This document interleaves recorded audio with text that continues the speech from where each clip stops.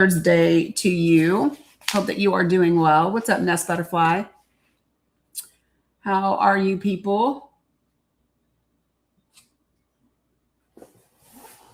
Oh. Good morning, Jay Nice. What's up, Conchita? Good morning, David. What's up, Cam? Number 8. Hey, Melinda. What's up, Butter's House?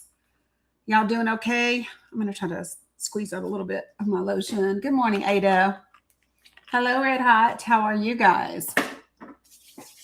Y'all can see I'm on a little bit of a theme here, even though we are going to talk about other things. Good morning, Endo. Good morning, Blue Honey Pot. Good morning, Tech Lady. Yeah, so good morning, MG Brock. Good morning, Linda. What's up, Hospice Nurse Shawnee?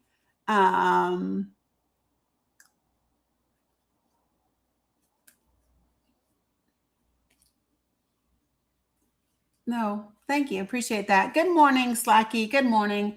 What's up, Carla? Good morning, Farah. I think I said hi to MG Brock and Nest Butterfly already. Good morning, Hospice Nurse Shawnee. Folks, if you are watching anywhere other than TikTok, please make sure that you speak so that I can say hi. Substackers, you already know I can't see your chats. I hate that. I wish that I could. But very, very grateful that you are here and watching. Good morning, Jen the Vet. Hello, Melinda. Yeah. So I'm going to tell you something. We missed you too. You listened to the replay. Would love to know your thoughts.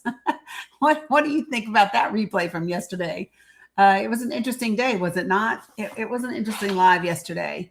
So I want to, not me dropping stuff. It was a lot. Yes, agreed. Good morning, Jody. Good morning. How are you? So let me just say that between all of the heavy lifting that I did yesterday for 5 hours on the live, good morning, Angie, and then going to the doctor's office and whatever, I crashed really early last night and didn't get to a bunch of the things that I needed to get to. So I will get to those things today. As soon as I'm done with this live, I will send in an email for everybody for the link to tonight's meeting at 8 p.m. Eastern Standard Time. So you didn't miss it. It's not stuck somewhere in your promotions folder or in your spam. It's literally still sitting in my brain because it's not been sent out. So that is what it is. Good morning, Find Out. How are you? Hey, Carrie, good to see you as well. Oh, great, Ghoulie. I love that. Appreciate you. Good morning, Ronald. Good to see you over there on the tube of you as well. So what's up, B Action? Good to see you. Yeah, I know, Cam. I know. But I don't want to do that because I want to. Yeah, but you know what I mean? Like if it gets shared, like I still want to be a little bit protective of the meeting. I know people should just put it on their damn calendars and then look for the link. I don't know. I got to decide. I really do. I just have to decide. I don't know. This is not education. This is political ideology at its worst. Well, Christmas, feel free to come talk about it. Here, I sent you an invite. Come talk about my political ideology. I'm game if you guys are game. Like we can just start like right off the bat this morning. I am ready to go. Ready to go. So appreciate you, Tech Lady. Appreciate you, Carla. Good morning, Cheryl. Yeah, you're not. Girl, get some caffeine. Good morning, Rebel. Good morning, Lonnie. Yeah, Butter's House. I'm game today. I am game today. I am doing my best to, we might as well dive right in. Exactly, Katie. Good morning, Traub. Appreciate you. So listen, if you find yourself in my space and you don't agree with what I'm saying and you have your thoughts and your opinions, right? So that, you are more than welcome to join my panel and have a very robust, sometimes intense conversation about those things, right? The only thing that I ask is that we keep it respectful, right? That's it. I mean, this is not difficult. the president of the United States has said quite a bit, and I haven't even decided whether I want to talk about the things that the president has said, and which parts of mainstream news I want to talk about today. Um, I just am not sure. Great, it's going to make me enter a code. Give me a second, folks. I am one of those people that is not very patient when I want test results. Yeah, Carrie, that was announced a while back that he was trying to sue the Atlantic. His other defamation case got thrown out by the judge. So, I'm not worried about it. And I would imagine the Atlantic isn't worried about it either, to be honest. I don't think that the Atlantic is concerned at all. And the federal government, to be quite frank, might want to be careful pushing the buttons of the Atlantic. If you all remember, Jeffrey Goldstein is the editor of the Atlantic that they included in the fucking signal chat. The first when we first started this thing, right? So I am just recommending that the federal government might want to take a few steps back and think things out, because the Atlantic knows what the Atlantic knows, right? And so it's just really important. All right, so things that I do want to, if you have noticed, so if you are watching, they are not the one cam, they are not. You remember Ta-Nehisi Coates used to write for the Atlantic? Sure did.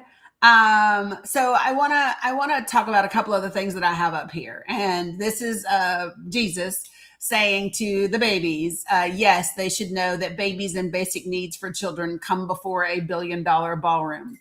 No, I don't support why I don't know why they use my name to support war and G-side. I promise I told them to take care of you. And yes, I warned them about loving money. Let me fix my typo. But these little captions that you see coming from Jesus. Good morning, Penny GF. Are going to enable us to talk about the subject matter today. Okay. Good morning, Packard. So yeah, we're going to talk about this request for $1 billion for a ballroom, and we are going to talk about the support of Israel and the attacks that are happening even today on Gaza. For those of you all who do not know, literally there was a strike today, like really, really close to Mohammed OS. And so that's a thing that we're going to talk about today. And we're going to talk about the use of, Jesus and the Bible to glorify and to try to drum up support for this war in Iran and the things that Israel is doing. So all of that is on the agenda today. And so the reason that these little talk bubbles are there is so that we can have conversations about the topics that it's all tied to, right?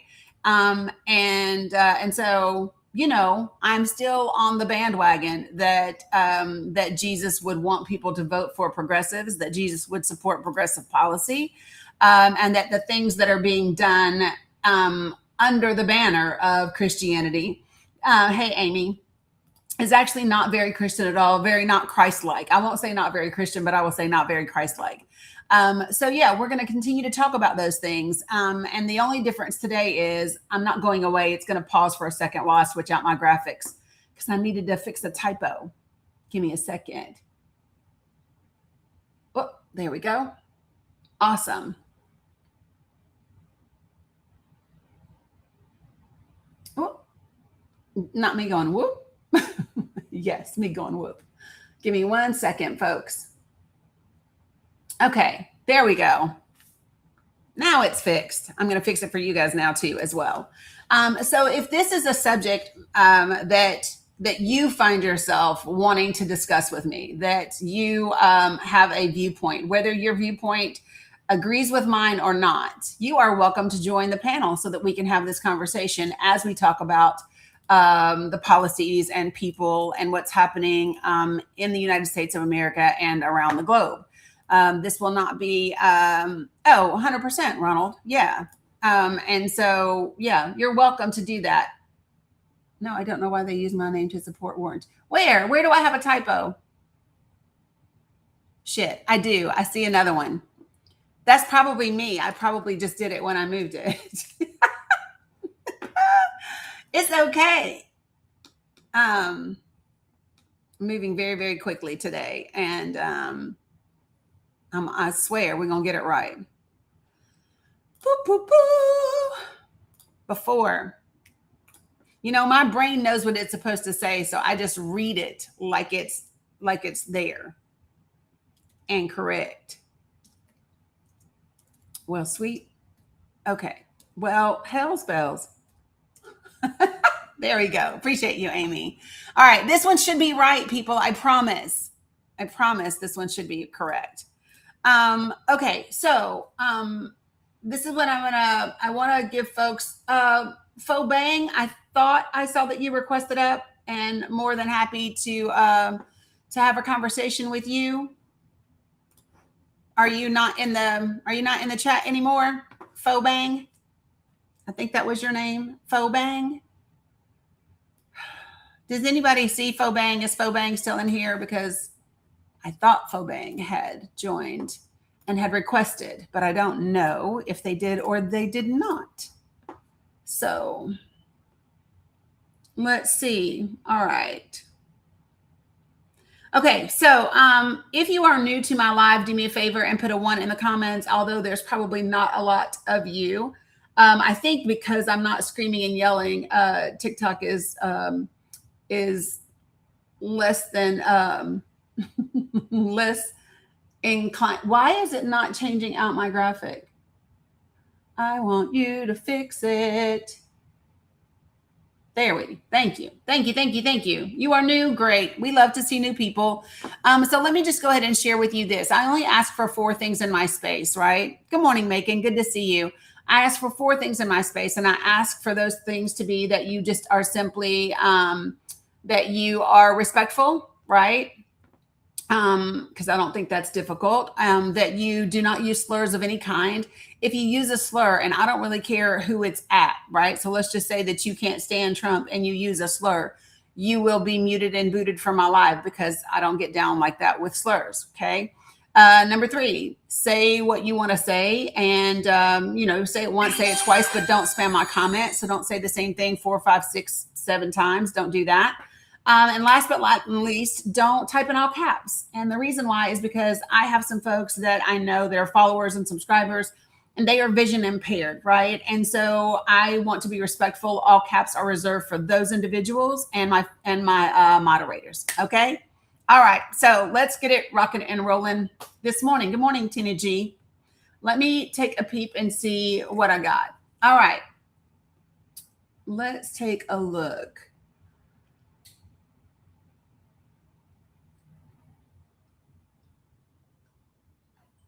Good morning, John Veg. How are you? Yeah, I'm good. How you doing? I'm doing great. So you wanted to say something this morning about the topic? What's the premise exactly? Well, so did you read any of the captions? Yeah, I read the caption. It's just a little bit confusing. Okay. What are you confused about? I'm happy to provide clarity. The point of all of it. Well, what do you get the point to be? It's a 2-quote question. I'm asking you. I don't know. That's what I'm asking. It's confusing. Okay. So let's take them one at a time. The very first comment says, yes, they should know that babies and basic needs for children come before $1 billion. Who's that supposed to be, by the way? Oh, that's Jesus. That's an AI. Why are you AI generating the Lord? First of all, it's just. Okay, so. I can look past that, though. It's weird. I'll look past, what's the. Yes, so, they should know that. John, yeah. Let me ask you a question. How would you suggest we get a picture of Jesus? Who do you think? I mean, has anybody ever used historical icons? You don't have to use AI. Well, no, this is a historical icon. No, that's not. It is. That's made by AI.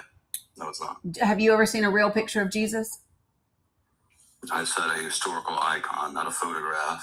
And you said that was a historical icon. So Jesus is a historical icon.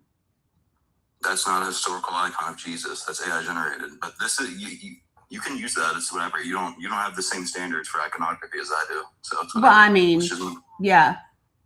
We just move on to what the text Well, I says was here. there. You're the one who went to Jesus, right? I was there. I was discussing the thing. You went to Jesus. Yeah, because I was confused who it was supposed to be, but now I know. So yeah, Jesus. Yeah. Well, like I said, the very first one says they should know that babies and basic needs for children come before $1 billion ballroom. What's confusing about that statement? Good morning, Marilyn. I'm confused who it's for. Who thinks that babies and basic needs come after $1 billion ballroom?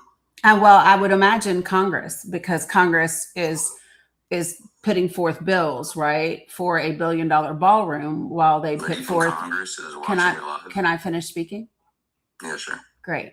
So, so the idea is that since they're putting bills forward for $1 billion ballroom while also putting forth measures to cut funding for basic needs for babies, right, and children, then they don't know that. What are you referring to when you say that? Who?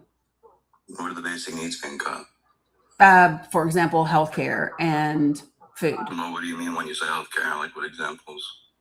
Well, exactly what I just said. Healthcare. Well, you said healthcare, but you didn't provide an example. Okay, so it's an example of them cutting healthcare. Yeah, so I mean, last year we reduced funding for Medicaid. Reduced funding, but how did that reduce healthcare? You said reduce healthcare. Correct. So when you reduce funding for Medicaid, then there are people that are no longer going to be able to be covered because the budget will not exist. So it will take those people. Yeah. So it will take those people off of access to healthcare. Yeah. All right. So do you think Congress is watching this live? I think the people who vote for Congress are watching. I mean, do you think that anyone that agrees with the premise, babies and basic needs for children come after the $1 billion ballroom, do you think anyone who agrees with that premise is watching this? Yeah. That seems absurd to me. But, well, I think it's absurd, but they do. That seems bad faith, to be honest. I'm pretty sure. Well, I will tell you that they do because they've come in. So, but you're new here, so I don't think that you would know. To cut Medicaid, they assume that they're putting $1 billion ballroom over babies and basic needs. I think they're just boomers, to be honest. But they're not billionaires. The money is coming from Congress. It's coming from our budget. So that means it's not coming from billionaires. No, I don't know why they use my name to support war and genocide. You know God waged wars, right? Well, this isn't God. This is Jesus. You don't think Jesus is God? Well, this is Jesus. And even Jesus says he's not God. Jesus said he was the Son of God. So you think Jesus taught that he wasn't God? Wow. Okay. No, I said Jesus said he was John. I said Jesus said he was the Son of God. Did he not? You said that Jesus. Jesus said he was the Son of God. Did you not just assert that Jesus taught he wasn't God? No, I did not. What I asserted is that Jesus taught he was the Son of God. So is Jesus God? So, John. Is Jesus God? Can you answer that? No, I'm not answering it because that has nothing to do with the topic. No, because it has nothing to do with the topic. It's actually relevant because no, it's not. No, it's not. You said, I don't know why they use my name to support war and genocide. Right, because Jesus, no. I'm telling you, God Jesus is the Son of God. You're acting like it's a surprise that God. So, John, one of the things that I explained before you joined this panel, right, is that one of the things that I require is for people to be respectful. So, you speaking over me is not being respectful. So, I'm going to ask that you stop doing that. Great. So, stop doing that. Okay. So, this is not about. And I appreciate that. So this is not about whether or not you believe Jesus is God or not, or whether I believe. It's relevant to the point I made and your text. But it's not. To both. But it's not. It is because you said the person on your screen is not meant to be imitating God. But that's not what I said. Jesus. I said the person on my screen is that's what you implied. Jesus Christ. Is Jesus Christ God? Again.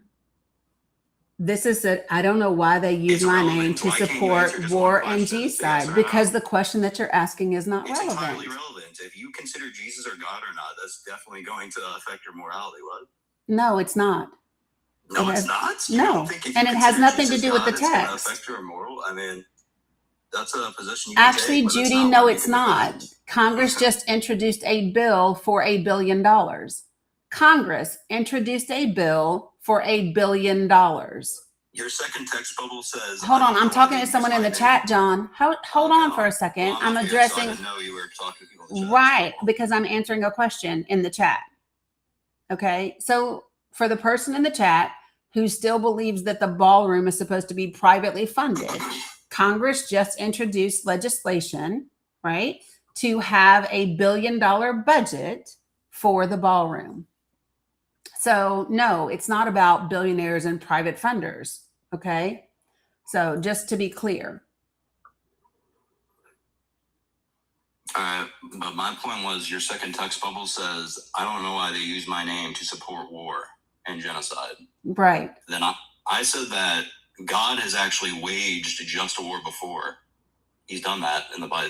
It's biblical and historical for a just war. So I don't think that you're understanding the point. So how is it not relevant that Jesus is God? I'm sharing it with you because number one, Jesus. Okay, can I finish my point?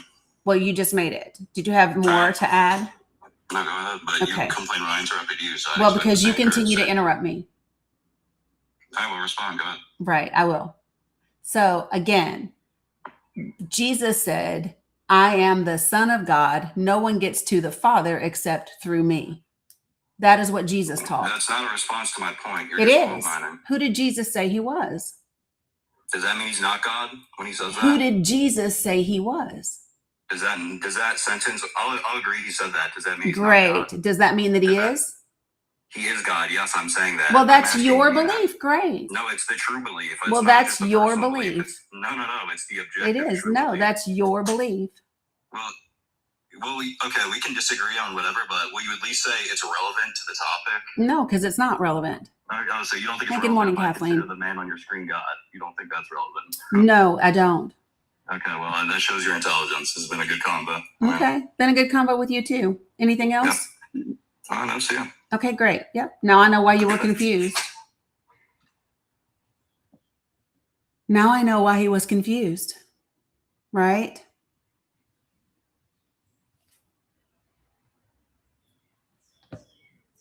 Are you guys ready?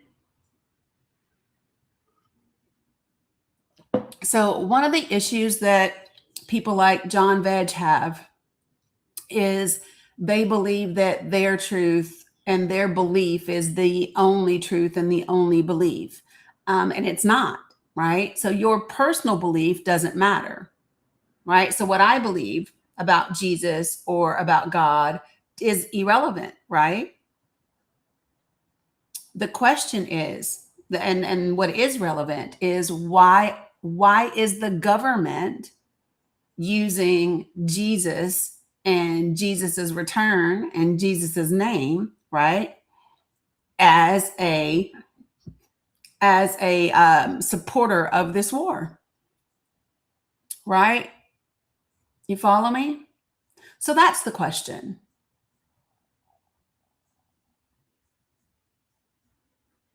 Yeah, that's the question. That's the relevance. Okay. Give me 1 second, you guys. I need to put this over here because it will get really yucky. Give me 1 sec.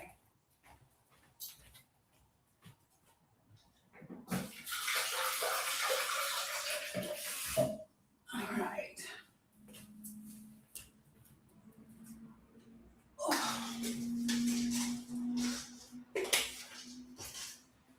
Got it for me. I forgot to take a vitamin. Right.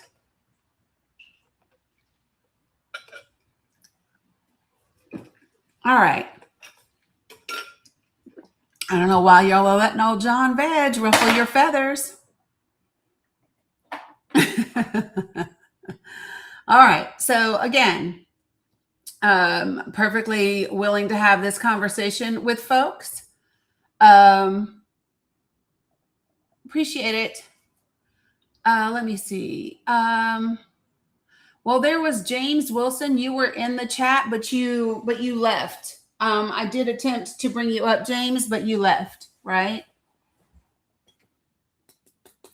Jesus was a Palestinian Jew, to be accurate, and then he stopped practicing Judaism, which is why Orthodox Jews believe that he's in like the seventh level of hell in like boiling feces. Good morning, Sin. How are you? Whose birthday is it? You guys keep wishing happy birthday to somebody. Whose birthday is it? Just saying, Sam. Good morning, Terry. Oh, that's right. It is Witch's birthday. Happy birthday, Witch. Who said he never stopped being Jewish? So are you saying to me that Jesus was claiming that Jesus said he was Jewish while saying that he was also the Son of God? There's different Jewish religions, you guys, just to be clear. So this is the question. So you believe that Jesus was a practicing Jew when he claimed that he was the Son of God? Just asking.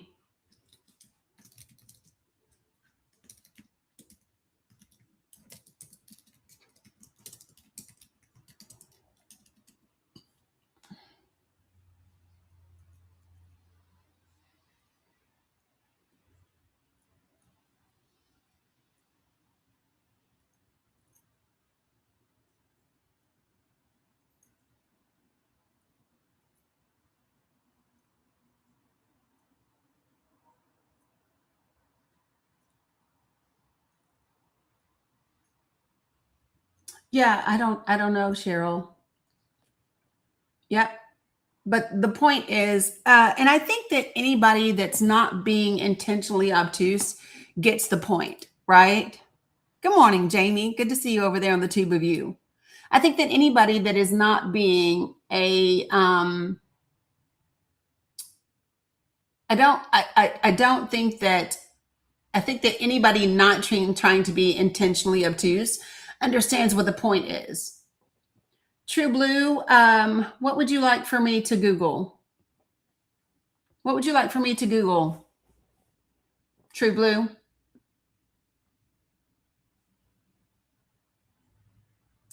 What's up? I think maybe you're a little confused. What's up, Mr. Ray?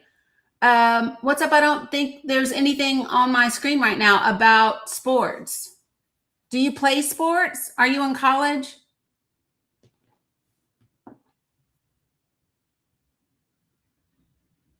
Correct, Marilyn. I know that they don't believe Jesus was the Son of God. I know. I know, Carrie. That's why I asked the question. That is why I asked the question. Whew. Are y'all okay?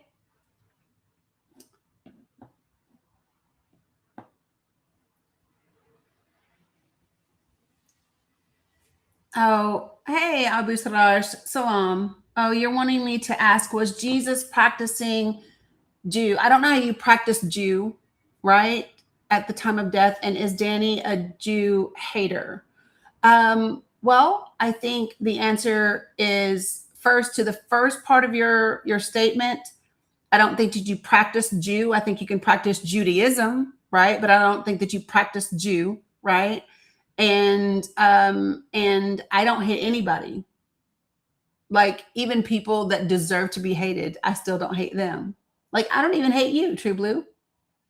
Even though you're trying to be a schmuck, like I don't hate you at all. I don't hate anybody. Hello, Marty Moore. How are you?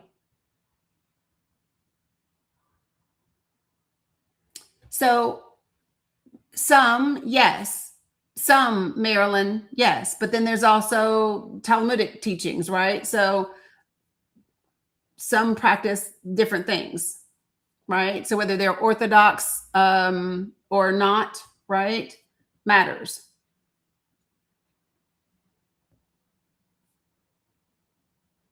Right, Sam, definitely not. Definitely not. Whew. Right? Give us results. Results of what, True Blue?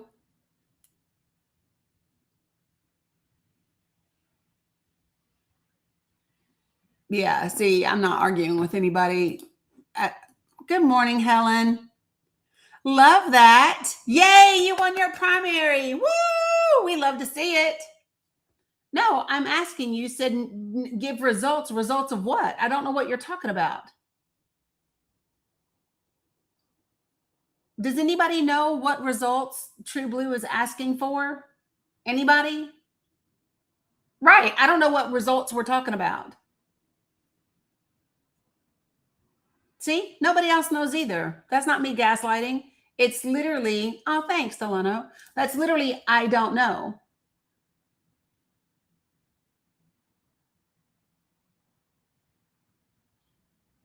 Like, you just sound weird.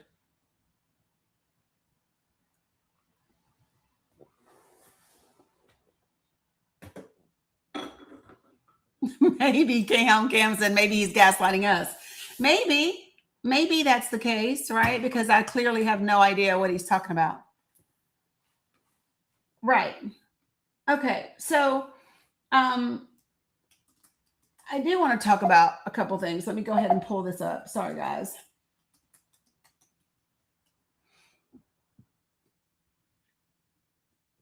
What's up, Dad Jokes? Good to see you. I don't know what you are talking about, True Blue. I literally have no clue what you're talking about. Like, very, very weird. I don't think that people understand. Oh, I told you not to use slurs, Blue. Now you have to go away. That's so sad. We're going to miss you. Not really, but you know. Oh, I blocked him already, Sandy. Already. Okay. So, one of the things that the DOJ has said this morning is that they are going to. Oh, thanks, Ash. So the DOJ is saying that they are now going to investigate all of the trading that is happening around oil, right? And these big buys, these big purchases that are happening right before and right before Trump says something, or right after they say something, right, Amy? And the question I think for me is, do I really believe that the DOJ is going to investigate it? I don't.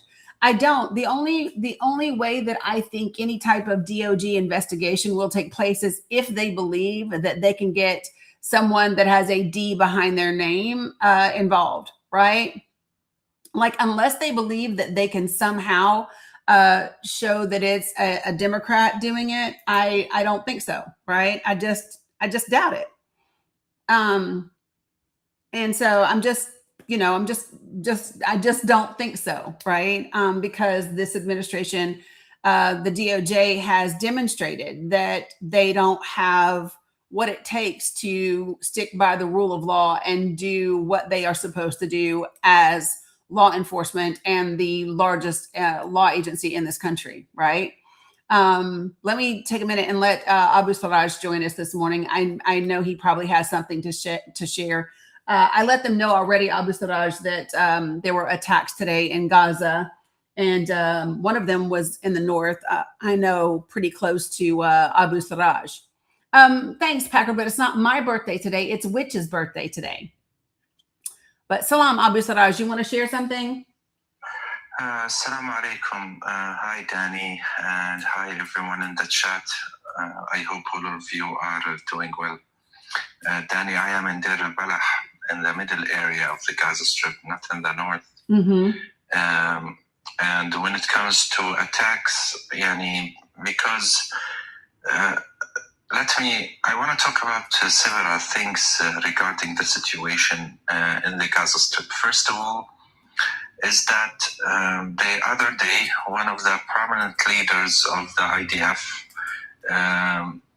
admitted that Israel now controls 59% of the area in the Gaza Strip. Yep. Which means that they have expanded the yellow line. They created a new line called the orange line, which led to a state of fear among the people who live surrounding those areas, because some of them were forced out of their tents and out of their places due to the Israeli expansion of this territory. This is definitely a grave violation of the so-called ceasefire. And as usual, the mediators, the US, Qatar, Turkey, and Egypt, are not talking about it. They are not condemning it, and they are not doing anything to stop the Israeli occupation forces from violating the agreement and not adhering to the agreement. Now, the thing is, according to our experience with Israel, is that as long as no one is stopping them, as long as no one cares about what they are doing in Gaza, they're gonna do even more, which means that they have tested the waters and expanded the yellow line as much as they want, and no one paid attention to that. So what is stopping them from doing even more by expanding the yellow line even more? That's the problem, is that we are expecting them now to be to expand this territory even more, which means that 2.2 million people in Gaza will be gathered in a very narrow area, and Israel is taking part of our land day by day, just like they have been doing in the West Bank for years. As long as no one is watching and no one cares, they keep doing this kind of act, which is to expand and steal more of our land. That's the first point that I wanted to clarify. The second point is the intensive airstrikes that the IDF have carried out in the past 2 days, in which they changed the kind of targetings into targeting high-profile personnel in Gaza. For example, yesterday they targeted the anti-drug force leader in the Gaza Strip. And why is that? Because Israel is actually involved in drug trafficking into the Gaza Strip. It's one of their ways to destroy our society and turning all of the young youth into addiction. The thing is, Dani, if you can imagine, drugs are way much cheaper than any type of food we can afford in Gaza. Right. Why? Because they are flooding the Gaza Strip with this type of materials, and because the Palestinian police were trying to stop these things, they are targeting the police officers and the ones responsible for fighting this kind of acts. And who is helping the IDF into smuggling such stuff? The militia that are backed by the IDF, because if you remember, we talked about them a long time ago, and most of them are drug dealers. So they are doing that as well. So yesterday, the targeting of the anti-drug force leader in Gaza was something very dangerous. And another thing, it's them targeting Azzam Khalil al-Hayya. And for those who don't know who Khalil al-Hayya is, he is the head of the Atshe group after the assassination of Yahya al-Sinwar. He is the head of the delegation team that is negotiating right now, and the Israeli forces assassinated his son yesterday in Gaza City. Why they are doing that? Because they are using immoral ways to pressure the negotiation teams by going after the family members in Gaza. This wasn't the first time for him to lose a son. It's the fourth son for him to lose since the beginning of the occupation. Imagine, those are the leaders of our resistance. they have sacrificed a lot and they have lost a lot. So yesterday he lost his 4th son in Gaza, and other sons were assassinated throughout the years in different airstrikes and targetings. So this is still happening, and unfortunately not a lot of people are paying attention. As for the humanitarian crisis, yesterday I was talking on my live about a very important matter, which is that Israel realized that there are some corrupt IDF soldiers working at the borders who were responsible for smuggling cigarettes, nicotine, and other materials into the Gaza Strip, okay? Once they realized that, they arrested some of them and they changed the whole staff working at the border. Not only that, but some of the traders were able to buy trucks to the Gaza Strip from these corrupt officers, trucks that are moved to moving goods and aid. Because we had a problem with the number of trucks because of the Israeli attack. So they had to buy 40 new trucks from the Israeli side. And guess what? Israel said, if you don't bring back those trucks, we are going to be targeting those trucks. And they took them all. And now the organizations in Gaza are facing a real problem because they don't have trucks to bring in aid to their storage houses or storage units all over the Gaza Strip. So it's another dilemma that we are facing because of the constant Israeli targeting in the past 2.5 years. As a result, the amount of trucks coming into Gaza have been reduced to almost 75. Yesterday, only 75 trucks came into the Gaza Strip. And you know, Dani, and the rest of the people listening, it is not barely enough to cover the needs of a lot of people who are displaced, right, jobless, and don't have any way to survive.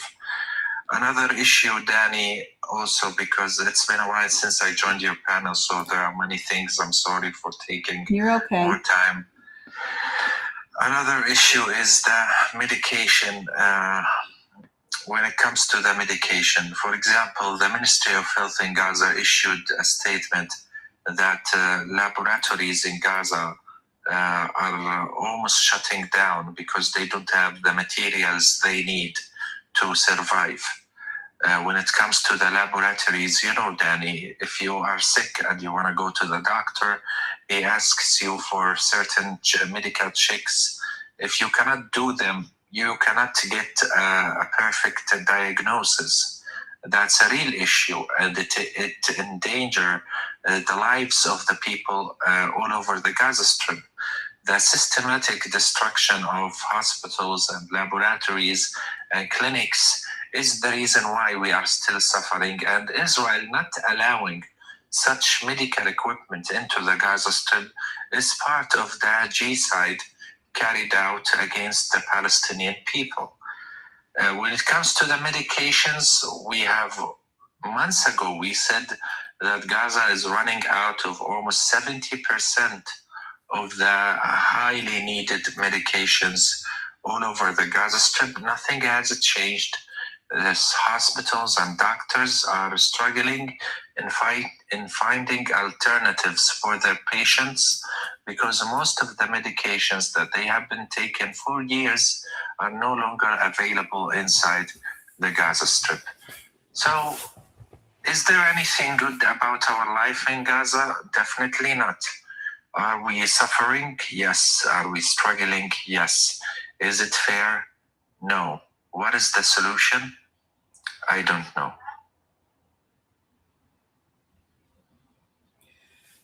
Yeah, I think that one of the things that mainstream media needs to start doing again is to talk and focus on what is happening in Gaza. Because unfortunately, the way that society works is that if it's not something that is being covered extensively, nonstop, and people take their eyes off of it, then all of a sudden it's kind of lost from the view. And because people don't see it, then people aren't doing anything about it. But what I know for sure is that, and like Abu Saraj just told you all, Israel is not sending aid trucks in. There are still lots of people that, like even under this ceasefire, what's the total now, Abu Saraj? It's over 1,000 people it's close to 1,000 people have died since the ceasefire. Almost 840. Yes. And thousands, though, still injured, like a few thousand, correct? Yes, that's right. I just one thing that I forgot to mention, that a couple of hours ago they targeted a police point, which led to the unalivement of 3 Palestinians and the injury of others. So this has just happened 2 hours from now. So they continue to go after our police officers almost every day.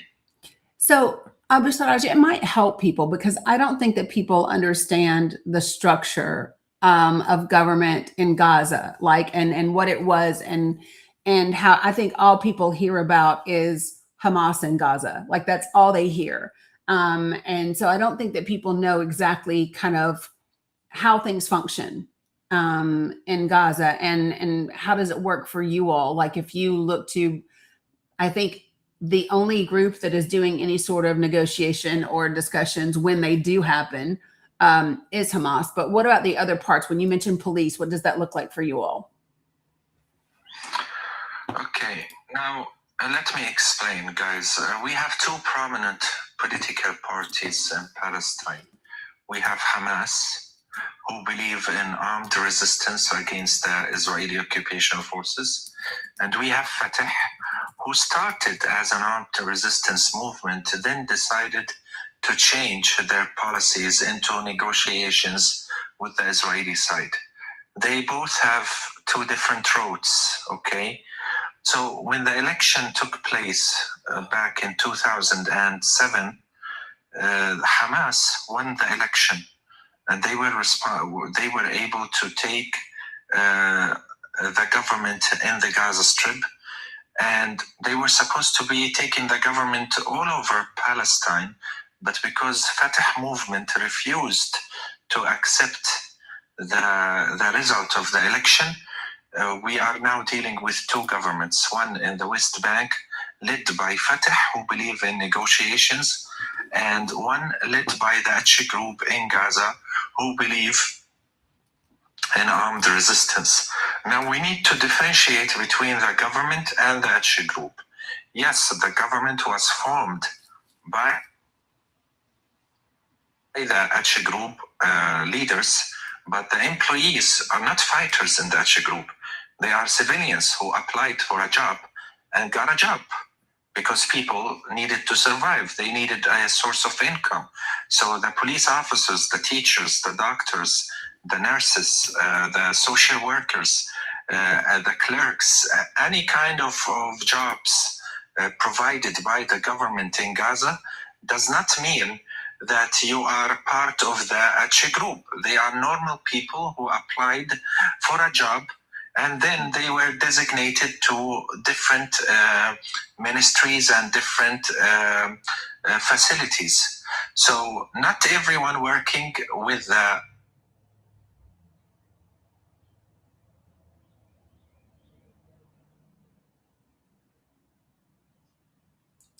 Give him a second, you guys. The internet connection can be a little wonky, so he might have a bit of a delay or have gotten cut off.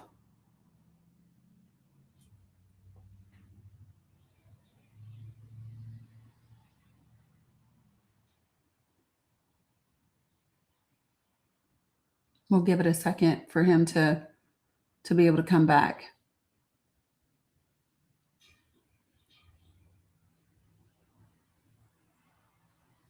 Yeah, Abu Saraj is great. So for those of you guys that are listening other places, so Abu Saraj is in Gaza. His internet dropped, so he'll have to come back up probably.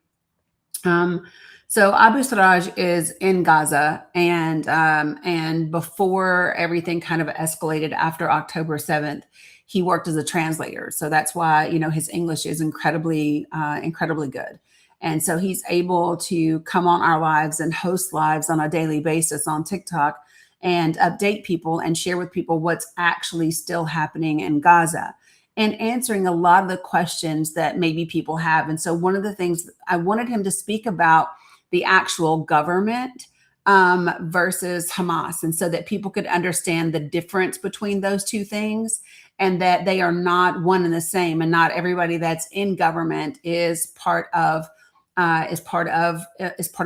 And so that's what he was sharing with us before his internet dropped. I'm sure he'll request back up as soon as his internet connection gets back together. But we are approaching, good morning, Platinum Plus. We are approaching 840 people in Gaza that have been killed by Israeli troops since October 10th of 2025. So when you think about, appreciate it, see, when you think about that, so from October to November to December to January to February to March, to April, right? To May, you are now talking about in the last 6-7 months, right? Wait a minute, let me see. Yeah, we're about to approach 7 months. So that is still over 100 people a month that Israel is killing in Gaza under a supposed ceasefire, right? Which that's not a ceasefire. When you are still killing 100 people a month, right? That's over 25 a week, right? But not until later. I've just been live. I literally haven't been live an hour yet. And so I'm trying to wait until the algorithm is a little better. And you guys, I may even restart the live over here on TikTok. I may even restart the live in a minute. It feels like years ago, but I want people to understand that Gazans are still being, the drones are still there. We still hear the drones in the background. Good morning, Nance. So, this wasn't ever a real ceasefire. Israel does not abide by ceasefires. It's really important that people understand that the government of Israel does not abide by a ceasefire. So I can't pronounce it, Jody. I can't pronounce it. So like Hamas has a government, right? And we refer to the fighters as Hamas, but that's not true. They have a different name. So the fighters that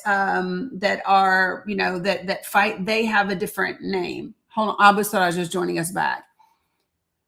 He lost connection. So Abu Siraj, what people were asking is, Hamas is like the government, but then the fighters have a different name? Yes. Again, Hamas is a political party. Yes. Okay. And they won the election, so they were the ones controlling the government. But what I wanted everyone to understand is that we need to differentiate between a government employee and a Hamas member.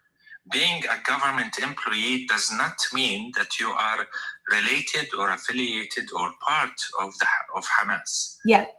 The thing is that there are thousands of people in the past 15 or 16 years who applied for jobs in the government because they had families, they wanted to provide for them. Yep. They were accepted and they got a job in the government. It does not mean that they are part or related to the Achi group by any means. So there are thousands of them. So the way that I would relate that for those of us here in the States, we have federal employees that are not part of the Republican Party and they're not part of the Democratic Party, right? So right now, the Trump administration is in government, and we know that that's a Republican political party, right? But the federal employees that work there, regardless of who's been elected, are not part of that administration. Those are the government employees that just work for the government.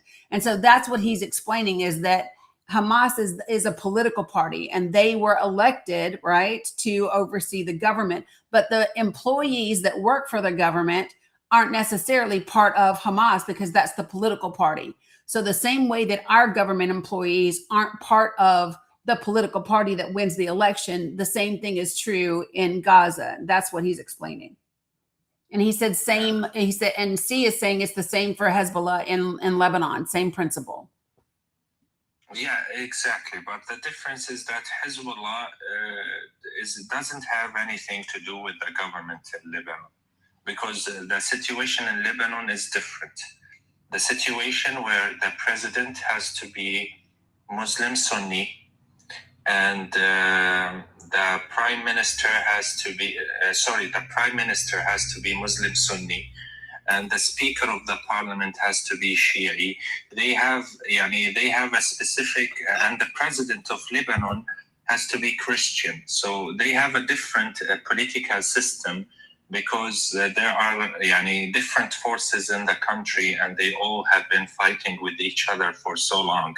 So when it comes to Lebanon, there is almost no election, because the president has always to be Christian, the prime minister has always to be Sunni, and the speaker of the parliament has to be Shia. So it's a completely different matter. But here in Gaza, we had a democratic procedure, election. Yep. And the Achi group was elected. But Israel and the US didn't like it. So they started imposing siege on Gaza to make them fail. They started running Gaza since then under siege, and they were trying their best to give us a better life. But you cannot do much under siege. You cannot do much under occupation. And that's why what happened on the Al-Aqsa flood happened after years of being treated like prisoners by the Israeli occupation forces. So when it comes to the government in Gaza, the majority of the employees, again, has nothing to do with the Achi group or the resistance at all. They are civilians. And those people, they are not receiving salaries nowadays, right, because of the current situation. We're talking about 45,000 employees in Gaza who have lost their jobs, not receiving salaries, and they have been struggling since the beginning of the genocide. Right. So those are innocent people. They had nothing to do with the resistance, and yet they are paying the price. And a lot of them were targeted by the Israeli occupation forces, like the police officers or any other government officials that were trying to help on the ground. They were targeted as well. And Abu Siraj, the election that transpired, it was the Palestinian Authority that was the opposition against Hamas. And it was the Hamas group that won that election. And that's why the Palestinian Authority is only in the West Bank now, correct? Yes, because the Palestinian Authority, represented by Fatah, refused to accept the result of the election. And they used the siege imposed on Gaza to separate between the West Bank and Gaza. So this is why the Palestinian Authority is the government in the West Bank, and the Achi group is the government in Gaza. In Gaza, right. That's what I thought. I thought that was the difference between the two. So for those of you guys that are, oh, thanks, dear girl. I just try to listen when they are teaching, and then I try to kind of go and find additional information, because I desire to understand, right? And I think it's important because in the States, you all tell me if this is what you all understood. Okay, so in the United States, I think most Americans here just hear Hamas, and we think Hamas is just the fighters. And then when they say that Hamas won an election, then you assume that the fighters are the government. Is that what you all thought as well? I want to make sure that, and so see, this is what Americans thought, Abu Siraj, and so this is why I'm asking, so that we can make differentiations for you, and then people can understand. So one important point is that even not every Hamas member is a fighter. Right. Some of them has never carried a weapon in their lives because that's not their job. It's a political party. A lot of Hamas supporters are not fighters, but they have a branch of the movement called Al-Qassam. Al-Qassam is the military arm for the Achi group. Those are the fighters. But yani, even being an Achi group member does not mean that you are a fighter in the Achi group. No, only Al-Qassam are the fighters. Al-Qassam. Okay. All right. So, and the way that I would explain that to you guys is so we have government employees and they run our government no matter what political party wins the election, right? And then you have a part of the political party that is running the government, or the part of the government that does fighting part might be, I wouldn't equate that to, I would equate that kind of to like our military, but our military isn't part of our political party, right? It would be separate, but it kind of falls under them, right? And so that's the distinction. The fighters are not part of the government at all, the same way that our fighters aren't part of the government. We're not part of our fighters aren't part of the government. Their fighters aren't part of the government. And so when we say Hamas, it's because we're not talking about the fighters, right? So when we say Hamas, we think we're talking about the fighters, but to them, Hamas is not the fighters. It's the other group, right? What's the name of that group? Say it again. Al-Qassam. Al-Qassam is the armed part of the Achi group. Yep. So if I say those are the fighters. So again, we have the Achi group, a political party. Yep. They have an armed faction called Al-Qassam. Yep. Okay. And the Achi group, the political party, is running the government in Gaza. So not every Achi group member is a fighter, and not everyone working in the government is related to the Achi group. Yep, I got it. Okay, so this is, hold on, because y'all know I'm visual, and sometimes when I draw it out, it helps people. So this is Hamas, the political group, okay? And because they were elected and they won the election, they're running the government. However, there are government employees that aren't part of the H group at all. They're just government employees, okay? So they don't have anything to do with Hamas. They're just helping run the government. The same way we got people that are running our post office and, the regular government jobs that they have, the folks that make sure you get your Medicaid and your SNAP and your SSI and whatever. So those are your government employees. And then, but they are not part of Hamas. They just run the government. And then you have an arm of Hamas. And those are Al-Qassam, and those are your fighters, but they are not part of the political party that is running the government. This is the fighter portion. Am I getting that right? That's right, Dani, exactly. Perfect. So when we say Hamas, you all, we're actually, when the United States of America and our politicians say Hamas are terrorists, right? They're actually referring to Al-Qassam, this brigade, this one faction, this one part of Hamas that is armed. These guys over here have never done any fighting at all, right? And they're not interested in it. So when we say that, yep, I can say it again.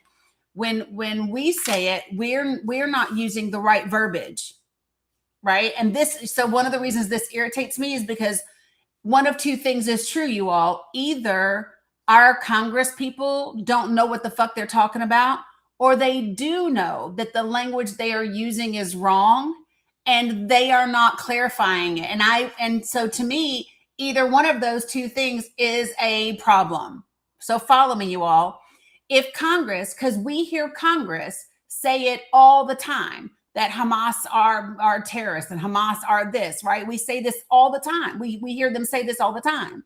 But what we're understanding is that that's not true. Hamas is just like the Republican Party or the Democratic Party that is running the government when it was elected, right? And there's an arm of Hamas, right, that is armed and actually fights like our military does.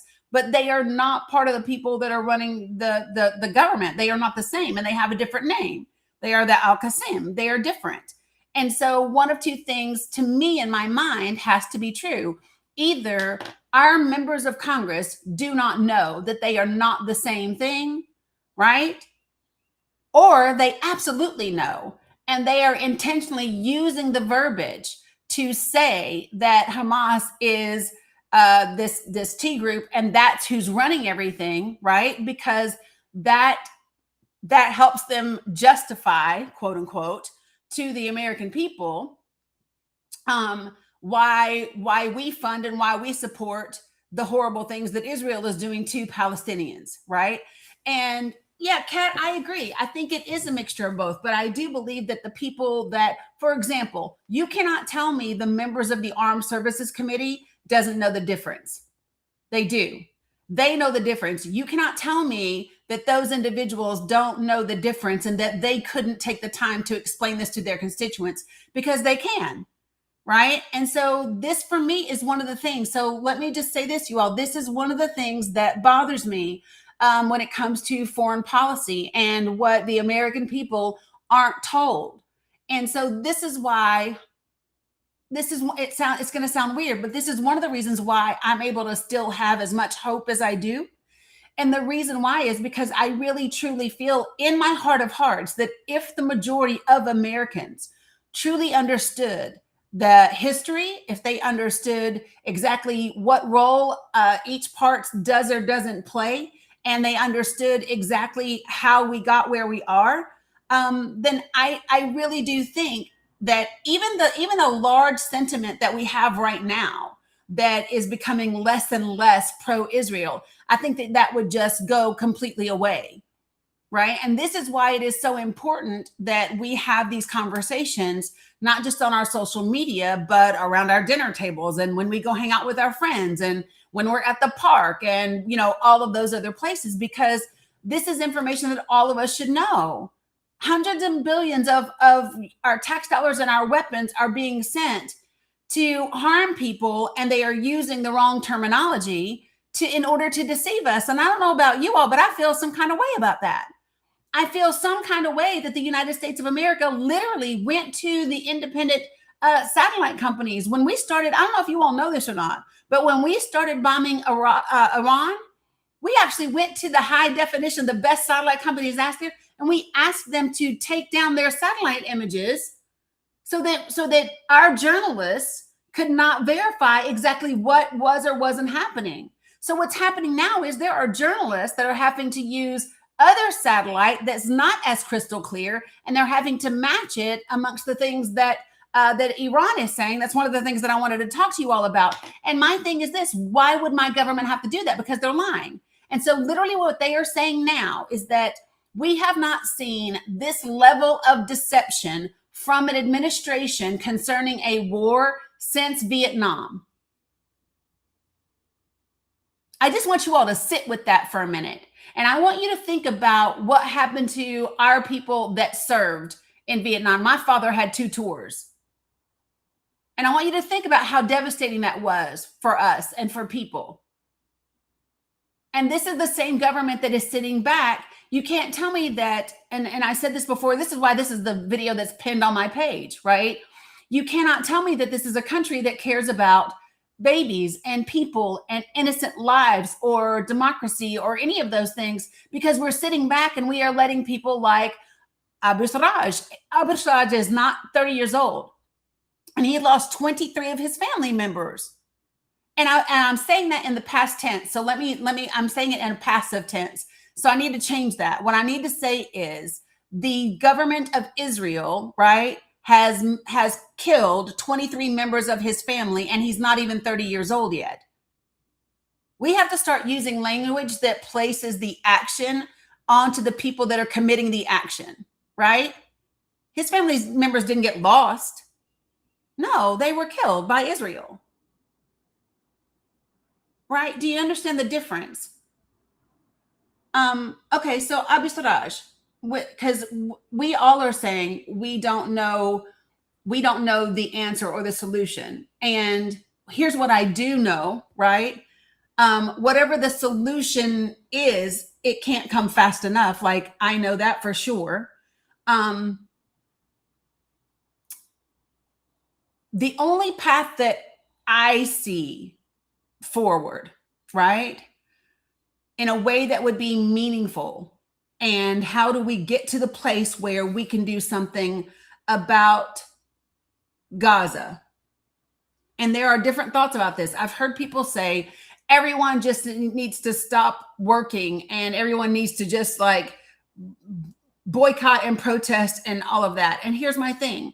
I don't know that we could get a large enough portion of the population to do that. And the reason I think that that's been created by design. And here's what I mean, folks. I mean that I think that because the vast majority of this country is living paycheck to paycheck, right?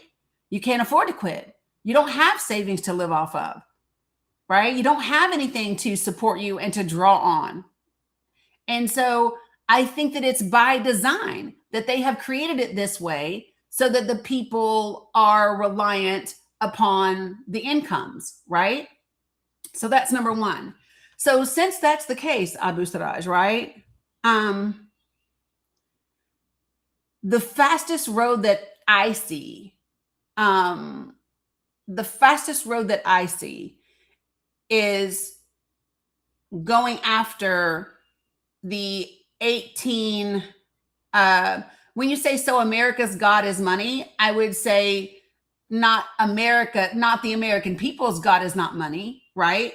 But stroke baby, what I'm saying is that is our government's God money? I would probably say yes. If you are asking me about the people running America's government, if you are asking me about our corporations, is it the love of money? Yes, that's exactly why this one is up here. Yes, I warned them about loving money.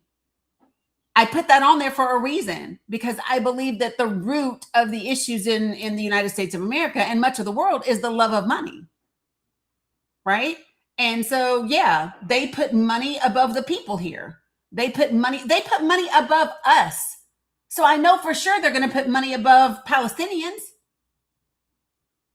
Like, just being real, like my government puts money above people. So I know they're going to put money above Palestinians.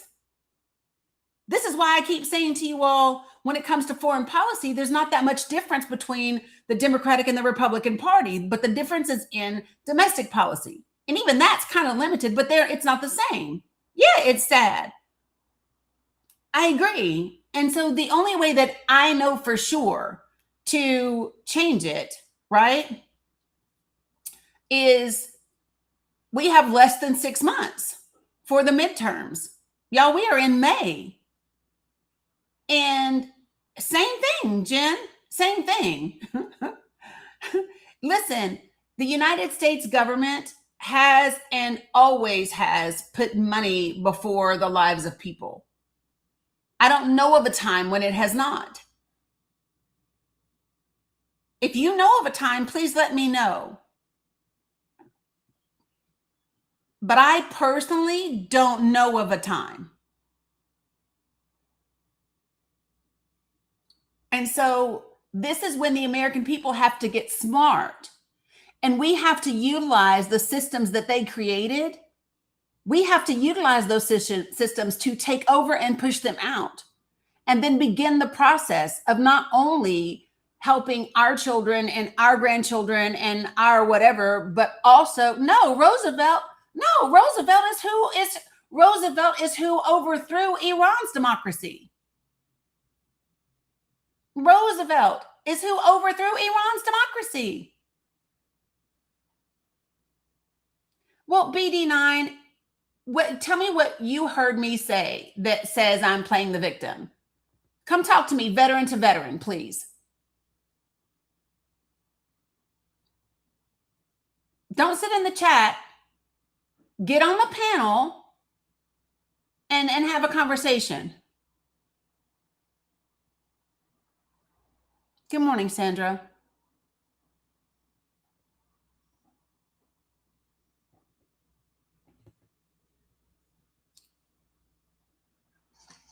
You know, Dani, just really quick, the thing about the West is that they are hypocrite. They always speak about democracy, but when the outcome of democracy does not align with their policies, they attack it. Yes. And I have two examples for that. The first example is that the election that took place in Gaza back in 2007, when the Achi group won the election, which no one was even expecting, they didn't like it, and they sanctioned the government in Gaza. They sanctioned the Achi group. They imposed a siege on the Achi group to get rid of them. Yep. So this was the outcome of democracy that they did not like, and that's what they did.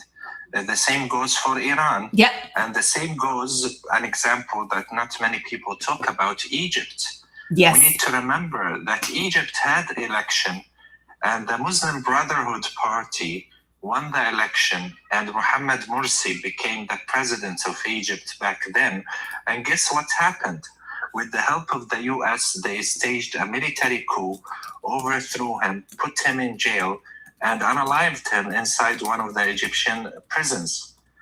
He was an outcome of democracy that the West did not like.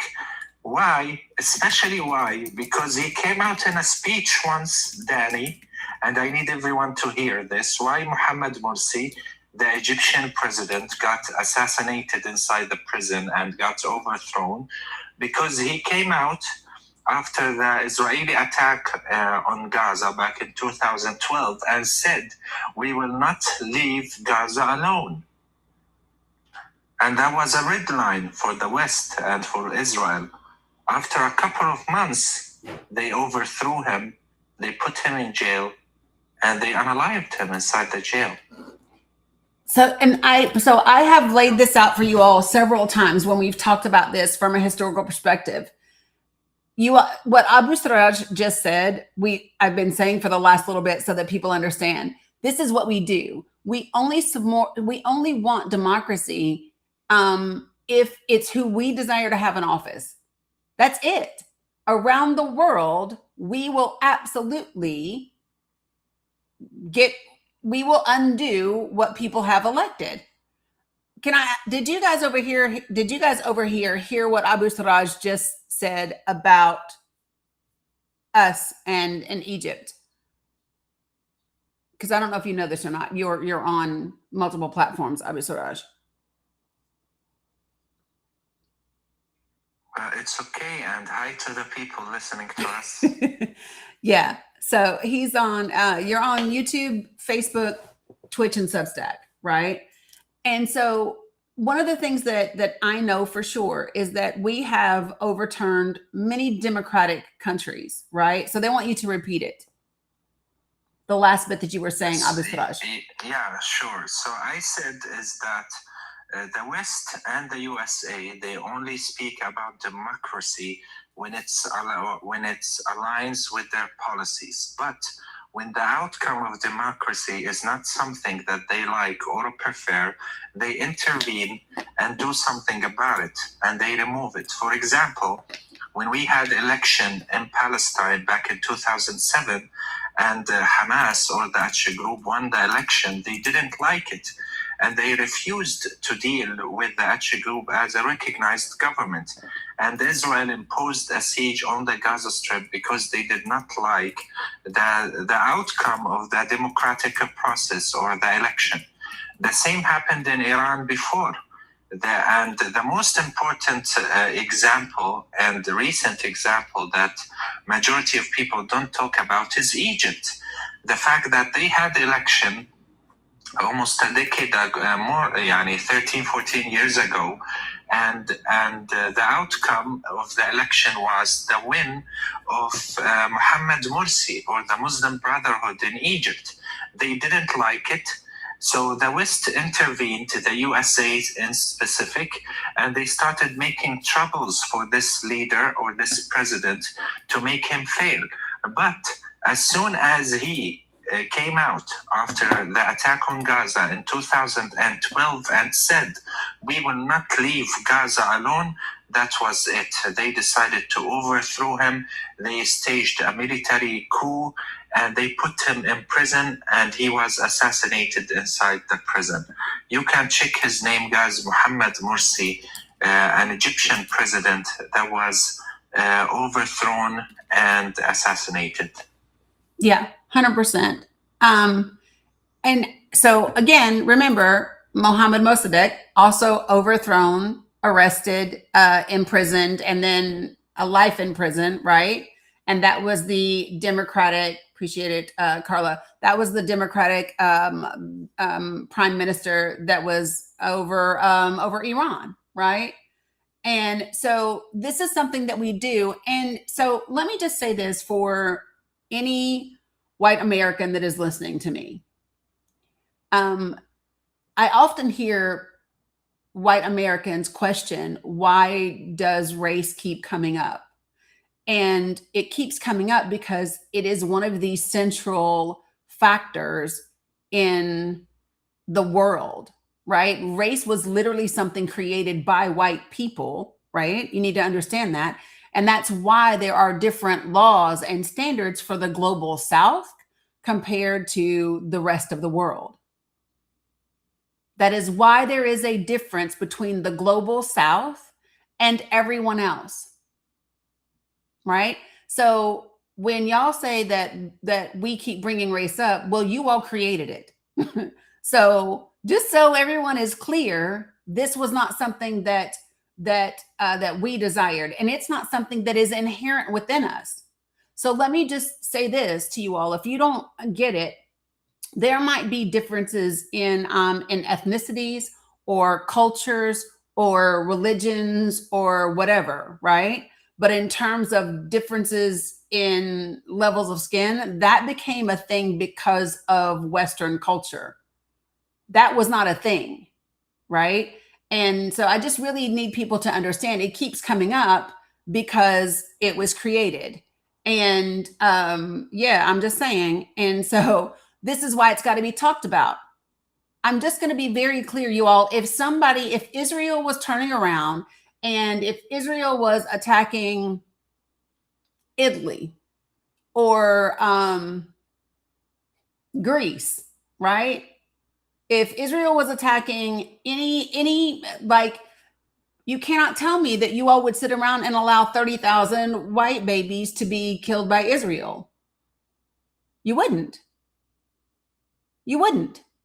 And those babies' faces would be on the front of fucking Time magazine. They'd be on the front of People magazine. They'd be on the front of everything. They would be on the front of everything. We'd be talking about these darling little innocent, beautiful little white babies, but because these are brown babies.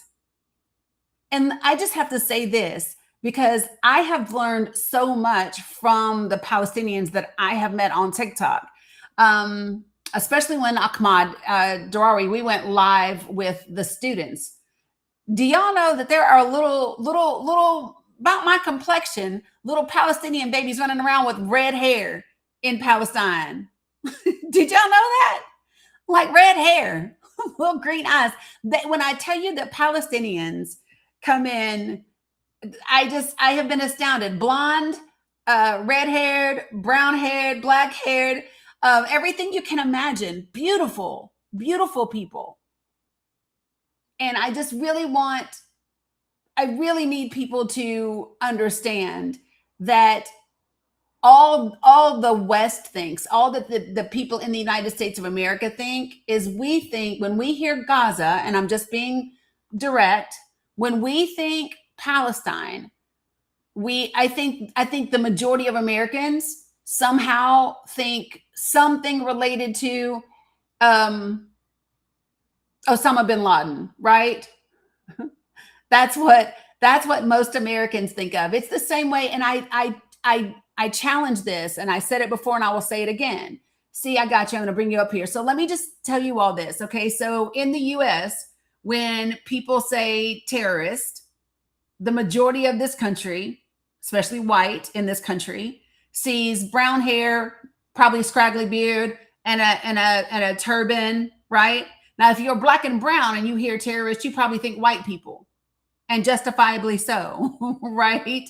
It's just saying, like real talk. But the reality is that, and this is my personal opinion for me,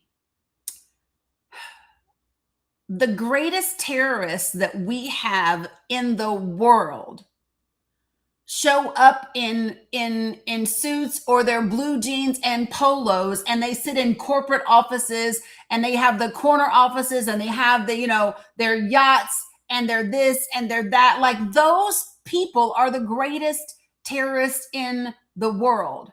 And somehow we have gotten to this place where we put them above everyone else, and then talk about being Christian as if they're going to make it through the eye of a needle. And they're not.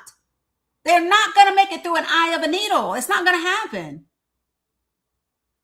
You know, Dani, you mentioned a very important point, which is the outfit, okay?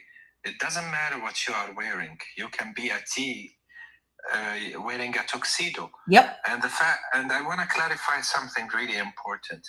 The reason why our fighters cover their faces and act like that, because they don't want to be identified by the IDF. Because do you know what is the first thing that the IDF or Israel does? Go after their family. Exactly. As soon as they identify you as a freedom fighter, they go after your family. So they cover their faces to protect their families, to protect their kids, their wives, their parents, their siblings.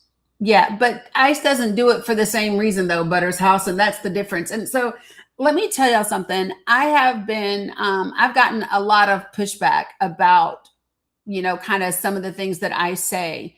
And if you had told the 25-year-old version of me that this is where I would be today, I would have said, absolutely not. There's no way. I remember the things that I said and that I thought on 9/11 because of all I knew at the time, right? Because of all I knew at the time and what the stories were that were being perpetuated, right? I'm just being transparent. I don't make excuses, because I truly do believe that we do the best that we can based on who we are and what we know at the time, right? And Abu Siraj, the one ray of hope that I would give you is that the more that we know, the more people are going, that's not okay. That's not okay. That's not okay. And they are doing something about it in the best way that we can. And so I really want people to understand that, it is never too late to change your position about something. Right? So, and I'm not asking anybody to feel bad. So I'm going to be frank. I don't feel bad because of how I felt at that time, because it's all I knew, right? There's no need of me feeling any shame or guilt over something I didn't know any better than, right? It's just now the focus is on doing everything possible to share accurate information and change what we do in the future. Like, that's the goal. Nobody's asking you to feel sad or shamed or anything else about whatever. It's asking you to do better now that you know better. And it's about sharing with other people what you do now know. But make no mistake, you all, when I say Jesus would want you to vote for progressives, I mean it. When I say Jesus would not be on the side of the government of Israel, I mean it. 10 toes down with my whole ass chest, I mean it. And the better way that I would say that is, it's not just Jesus. I say Jesus because in America, they like to talk about Christianity all the time, right? But what I know for sure in every fiber of my being, that if Israel had a different name, if Israel was named Brownland, or if Israel was named New Home, you all wouldn't feel the allegiance that you feel to Israel.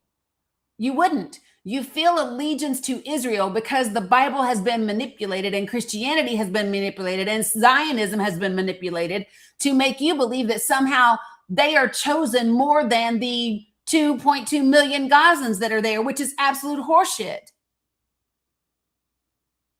If Israel had any other name, and if you don't think that that was by design, I don't know what to tell you. Of course it was by design. It was by design to manipulate you 100%. And how are you loyal to a country that intentionally is ending people's lives. And their people brag about it. They brag about raping women. They brag about unaliving children. Don't tell me that's godly. You can't convince me. I don't care what you do or don't believe in terms of religion. You cannot tell me that that is godly. Period. See, you want to jump in here for a second? Thank you so much for letting me up. I don't know, maybe my connection is bad. Just tell me if you can hear me. Yeah, I can hear you.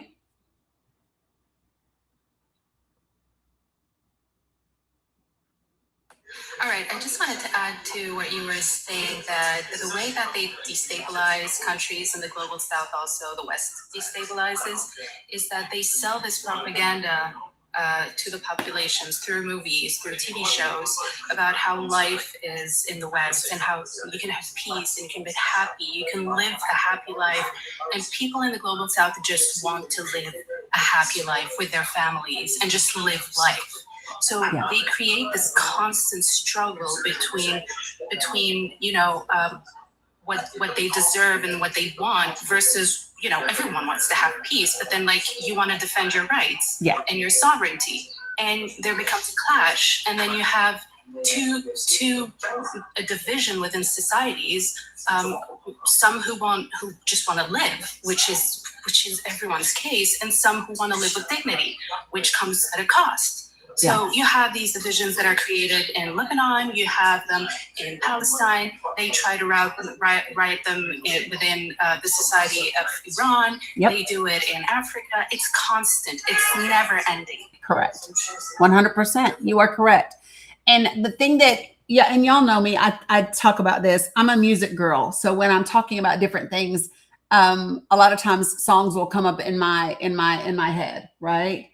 And we talked about this the other day, you all, how we talk about, they'll say they're not civilized, right? You always hear the British and the Europeans and the elites in America talk about people being civilized.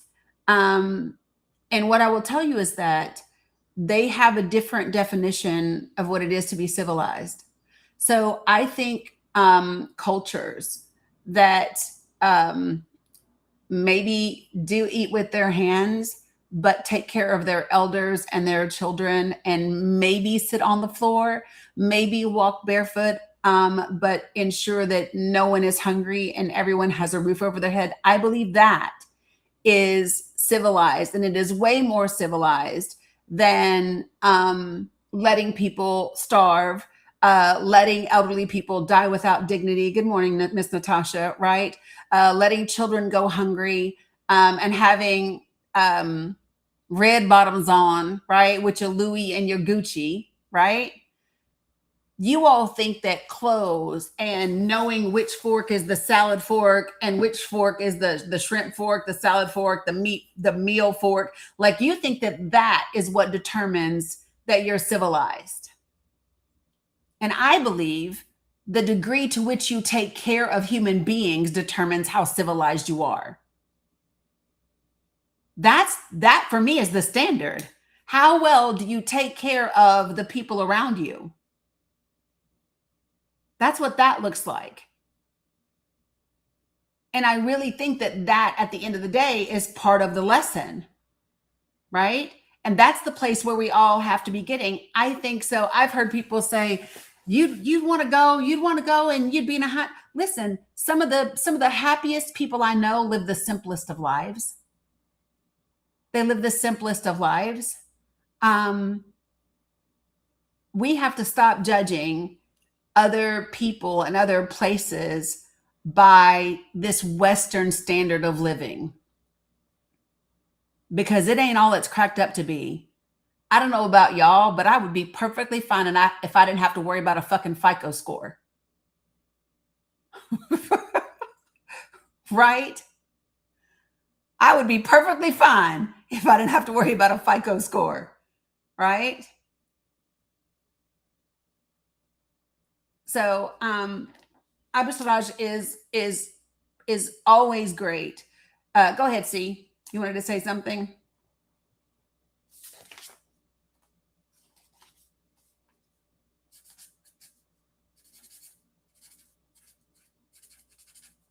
See? Okay, there you Sorry, go. I just wanted to say one last thing. I'm Algerian and I was raised outside of Algeria. I live in France now and I came when I was 18. We everyone in the global south falls for the lie of like, you know, shiny life and everything is easy. You go to work and, no problems and whatever.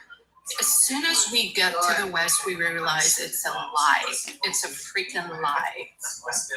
It doesn't exist even in the West, unfortunately. Like the easy life that they sell to us does not exist. No, it does not. But they keep pushing that propaganda for people to want something they're preventing them to have, which is stability. Yes. Yeah. And if they can keep you from having stability, then you never feel secure and you will always be in this constant state of uncertainty, right? And scared of lack. But the truth of the matter is that there is more than enough for everyone to have, right? And this is the part that I really want people to understand. We are sitting around, and when I say we, I don't mean us, but I'm talking about human beings as a whole.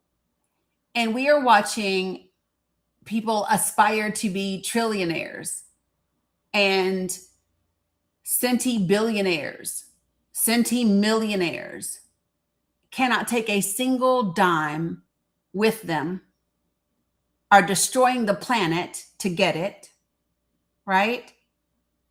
And having a lot of people suffer in the process. And like for me, I just sit back and I think, I don't think that that's the reason I think that people get away with it. Let me just say this. The reason I think that they get away with it is because they have sold this dream that you can be like me too. Let me show you my 5-step process and put you in my sales funnel. And if you just do these things and pull up your bootstraps, and if you work really hard, you could be me too. But the reality is you can't be them. You can't. And first of all, I don't want to fucking be you. That's the first thing. Let me just say that right now. Because to be them, you have to agree that what they are doing is right. You have to be okay with laying off 60,000 people, killing the planet to build data centers and AI, and then putting robots into place so that you can then turn around and buy the water rights to land. So because you're killing the planet, then you know that land with natural water is going to be the next resource. And so let's buy that up now so that we can continue to make a buck. And the people that do that are people that do not like themselves and are not fulfilled, and they are not whole. Can you imagine how empty your soul must be for $900 billion to not be enough? Can you imagine how empty you must be for that to not be enough? And yet I will see people in Gaza with a tiny piece of coffee with their children around them in a tent. And as long as they've got the rice and whatever, and they can feed them all that day, they find a reason to smile. And it's a genuine smile. Like it's a moment of real joy.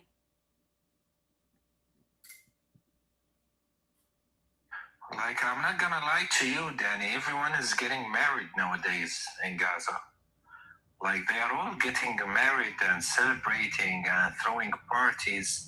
And even me as a Gazan, I'm surprised of their ability to withstand all of this and yet manage to smile. Yep. And try to be happy after everything they have gone through. Yep. I feel like I'm the only unmarried guy now in Gaza. Yeah, we got to find you a wife. Like everyone, everyone is getting married. Like every time I go out of the house, I see people celebrating a wedding. Yeah. So if this teaches us anything, is that there's nothing that can break us, and that they will, like, despite the Israeli attempts to break our spirit, our will, and to make us feel hopeless, we don't allow them to do that, and we live and we build as much as we can. I want people to really understand this. joy is resistance. Peace is resistance. You know, I have felt this shift the last couple of days. And y'all know me, I just believe in being transparent. I have felt this shift the last couple of days. And the things that I desire to talk about and the things that I'm being led to talk about are about us as human beings, right? The things that actually matter to us and as people, just as regular old human beings. You know what I mean? I don't know if this makes sense to you all or not, right? But I don't want to sit around and have another conversation about the Epstein files. The Epstein files is in my circle 3. I can't control the Epstein files. I can't control when and if they ever come out. I can't control who's in them. And the bottom line is, even if they sent them all out today, nothing's going to happen to those people until we have a different administration in, until we have a different Congress. I don't know if that makes sense or not, but I don't want to talk about any of the things that I can't change until I change the one thing that matters that allows me to impact everything else. Right? So all I want to talk to people about is how to stay rooted and grounded and centered. I want to give you information that maybe you've never known, that shifts your perspective, that makes you realize that in many, many cases, our country has not been the good guys, but that we can be. We can be. They are not the same, Brahim. They are not the same. They are not the same. The Democratic Party and the Republican Party are not the same. That's number one. And number two, I'm not a Democrat or a Republican. And you don't have to be either of those two things to run for office in this country. Right? And that is why you see progressives, real progressives that are running for office, and they are just caucusing as Dems so that they can be elected and change the party from within. Sometimes that's the work. And so for me, this is the thing. I think that people need to become properly informed. And the reason I don't say people need to become educated is because if you're not educated, it makes it seem like somehow you're, I appreciate you, C. Thank you for joining. Somehow it makes it seem as if you are less than, and that's it. That's not true. So people need to become accurately informed about other people, other human beings, other issues, other countries, other populations, right? And our history within them. And when I say our history, I mean as a country, right? Hey, Pin 1010. And then we need to spread that information. And then we need to understand how we can shift, how we can take, what's up, Don Juan? How we can take all of those things and make things change. There's only one way okay, so let me say this. There are many, many ways that I can help the people in Palestine. One of those is to keep having people like Abu Sarraj come up and inform us. Another is to share as much information with people as we possibly can about what we now know to be true versus what we did know to be true. It includes having them come to panels so that we can gift them. It includes having links in my link tree where you can directly support some of the people that I know in Palestine, right? And all of those things. Those are things that I can do, right? No, I am not interested in running as a political candidate in the United States of America. No, I am not. And then the real way, the way that I can impact them, like for the long term, is to begin this process of changing out the people that are in Congress, getting rid of the establishment folks that are voting to fund and to arm Israel, getting other people into that Congress, right? And then applying the pressure and holding them accountability for what we do or don't do. Yeah, so I mean, I would imagine, Don Juan, that many people don't like seeing it like this. Like literally, y'all, everyone is being lied to. It is crazy when they have satellite companies turn their satellites so that we can't see the truth. Because the truth is, to be quite frank, Iran has kicked our asses in terms of our bases and our things in the Middle East. I'm just being very frank about that, folks. If you don't know that, I recommend that you become accurately informed, right? Really. And then we need to like, seriously, yeah, there's no news coverage because they don't want people to know. But less and less people are trying to claim it. And I think the people that are trying to claim it are just desperate because it's what they want to believe. Yeah. Abu Siraj, talk to me. So now that we understand the structure in Gaza, when we talk about 75A trucks, am I not remembering correctly when we used to say that what was needed in Gaza was 600 trucks a day? Yes, that's what we need, 600 trucks every day. And instead now we are only receiving from 75 to 120 a day, which is not enough because almost half of them are commercial goods, not aid. We need 600 trucks of aid, free aid, that can be delivered to the families in order to be able to overcome this. Yeah. So just imagine, you guys, and many of so when we talk about commercial goods, is there are folks in Gaza, just like everywhere else, right, where they are the merchants, they are the people that sell things, right? And those commercial trucks come with goods for them to sell. But 80% of Gaza is living in tents, and they are displaced, and they are in need, and can't afford to buy half of the stuff that's being sold by the merchants, right? But if they can reduce the amount of free aid that people get, it puts them in a position to have to find ways to try to buy things that are expensive, ridiculously expensive. And there's no way for us to ship anything. They're not letting medications in. They're not letting doctors in. Like, you can't tell me, if you profess to be Christian of any denomination, if you profess to be spiritual, godly, moral, and decent, you can't tell me that you support or that you believe keeping doctors out of Gaza is something that is morally correct to do. Because it's not. And we all know that it's not. It's not humane.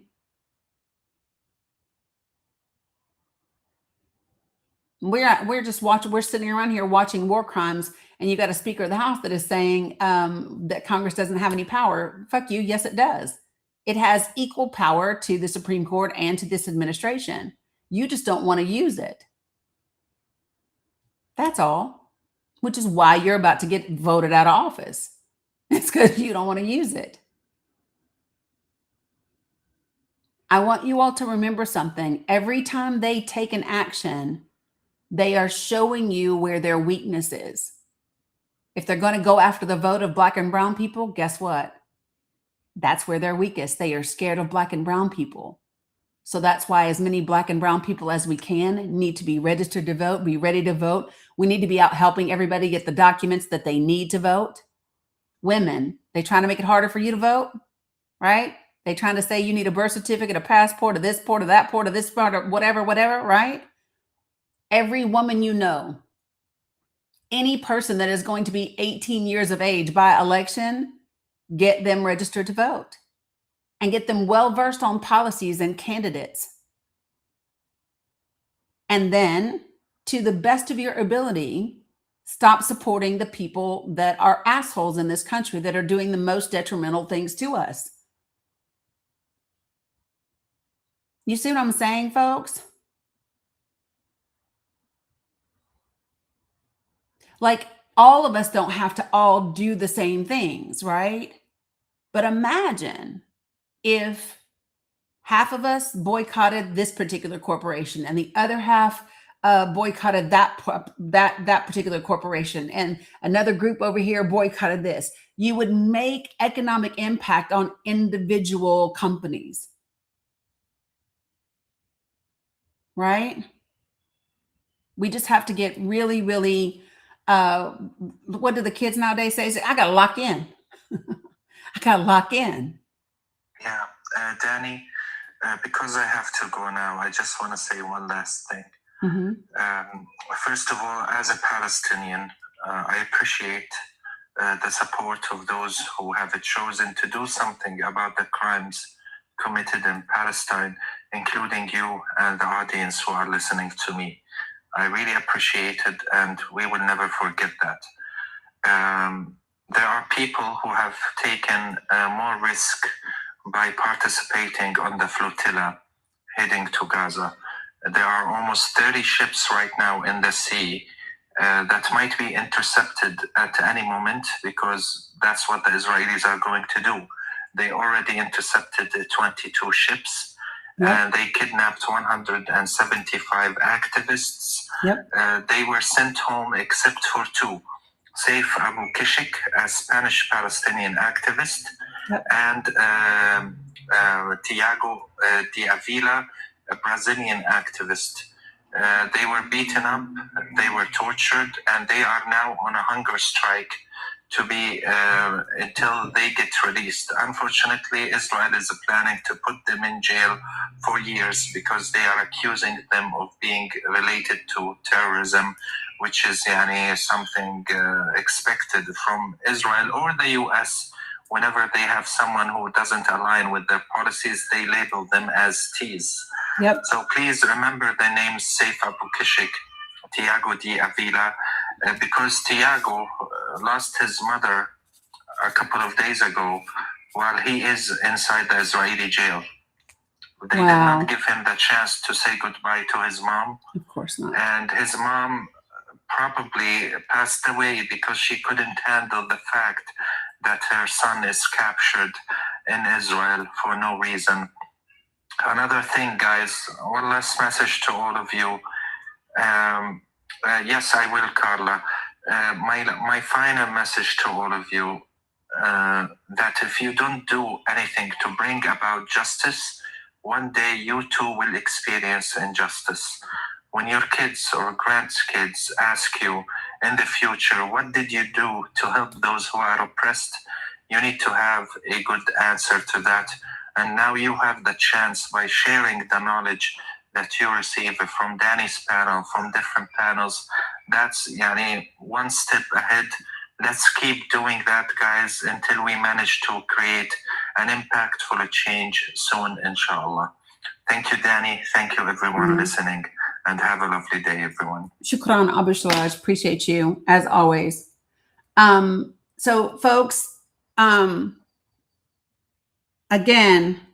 and I feel like this might be a good time to go over some of our history again and all of those things, so that people understand exactly where we are. But before I do that, I want to make sure that you all understand that it was Tiago and Saif. They have beaten them and tortured them. They also did that to the 22 other people that they arrested.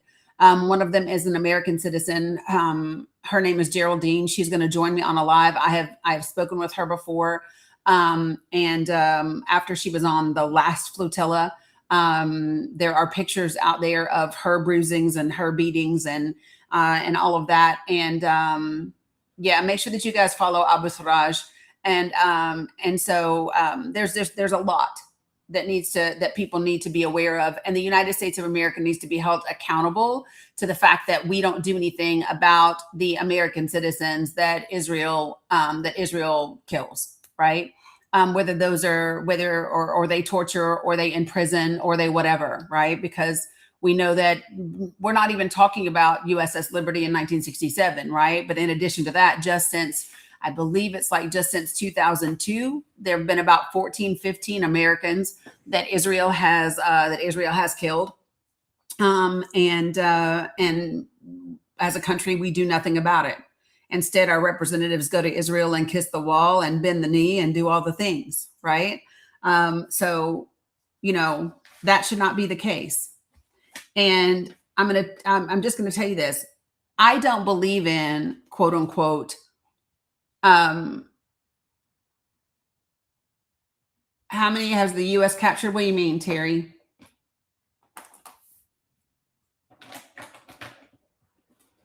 I'm not sure what you mean.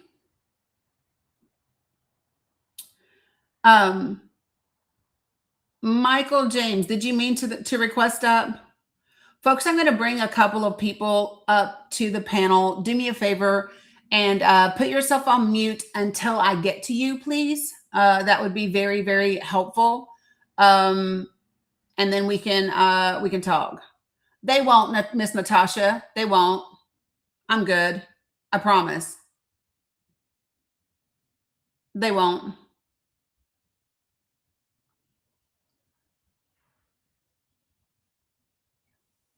I'm trying to see.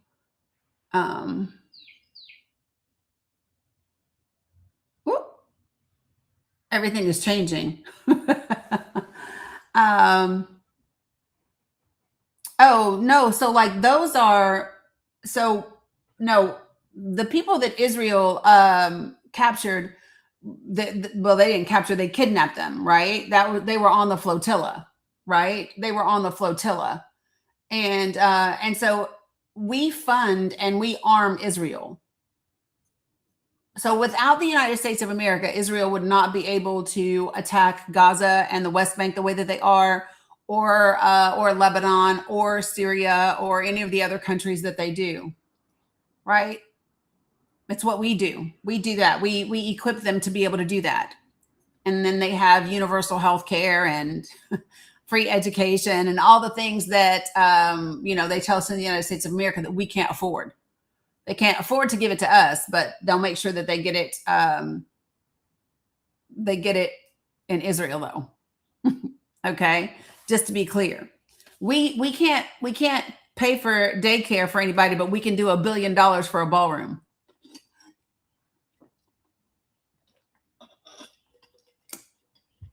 Just let that sink in. I really want you all to let that sink in. The president of the United States stood in front of the American people and said, we can't afford daycare for your babies. We can't. But I need $1 billion for a ballroom, y'all. No, we can't afford it. We can't. No, absolutely not. We cannot afford to pay for a daycare for your babies. But I need $1 billion for a ballroom, though. Yeah. So I just want to make everybody aware of that, right? And if you think that it's just Congress, I need to remind you that 250 state legislators traveled to Israel last year for a conference. It was the first one of its kind, right? And they now walk around with little buttons that say 50 states, one Israel. State legislators, right? The state of Florida sells a license plate that says Florida supports Israel.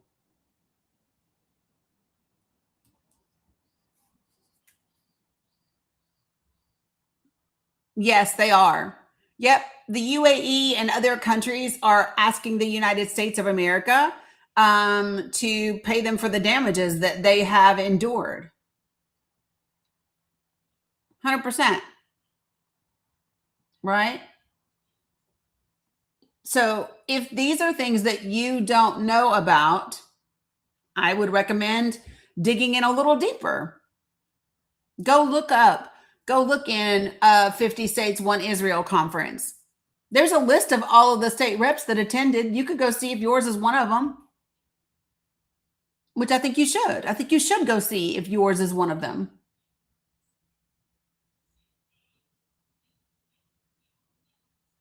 And by the way, don't forget, you guys, I have a hard stop. I have to get the girls today.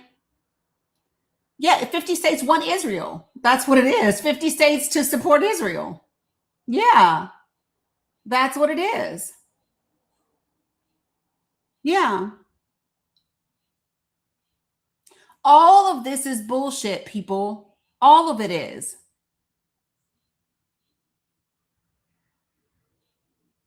It's literally up to us to say we're not accepting this anymore. I don't want to hear all politicians lie. I don't want to hear that. I don't want to hear that. What's up, Abu Binks? Because all people lie at some point, don't they?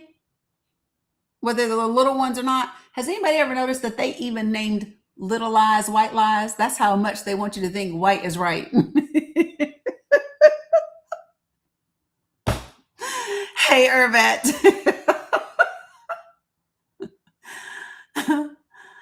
I'm just saying, little white lies, white collar crime. Like they need for you to understand that white is right.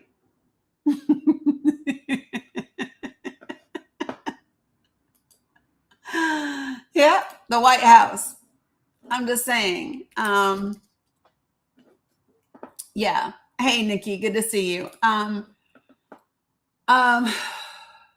Yeah, it's the idea to program us. That's the idea.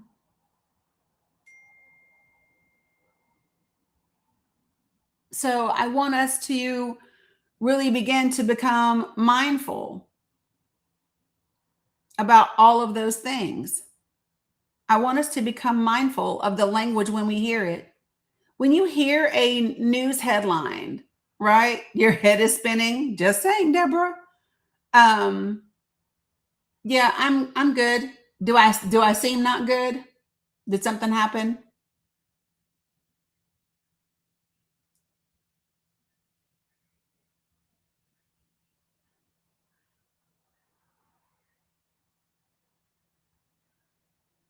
Oh, well, yeah.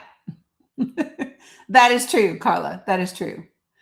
Um okay, so okay, can we do like a little exercise? I want to do an exercise so that we can look at language and how to spot certain types of language. No, I literally just cut it. I just cut a ton of it day before yesterday, I think. Appreciate it, Carla. So I want to do an exercise with you all so that we can start to become aware of the messaging and how it's coming at us, and how we can start to be mindful about it so that we appreciate it. Thanks, I did. Y'all, was it yesterday I cut my hair? Day before? I want to say day before. um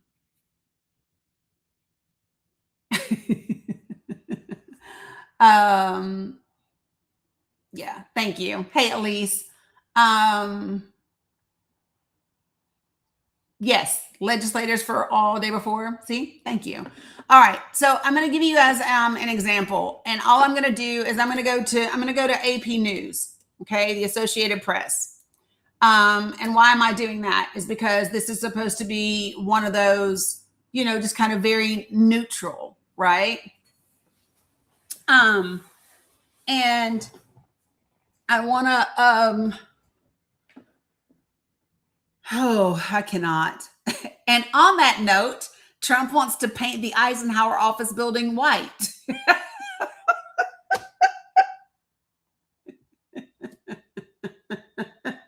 Oh my God. And on that note, literally, it's on the Associated Press's website right now. Oh my gosh. Oh, low B. By the way, I don't know if you all saw that there is a bill that is being proposed to limit Supreme Court justices to 18 years. Did you all know that? So let me see. I want to go to this.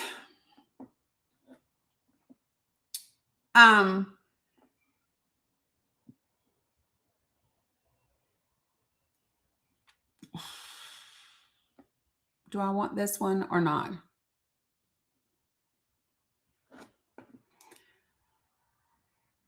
Yeah, all of this is bullshit.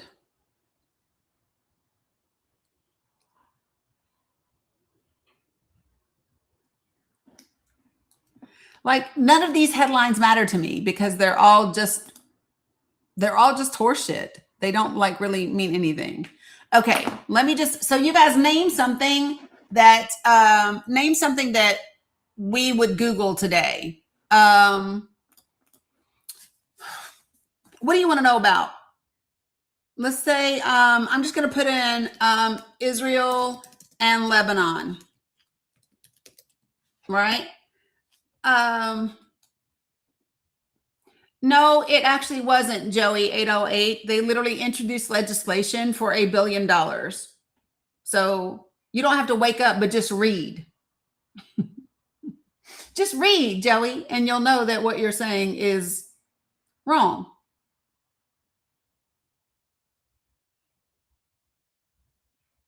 Okay.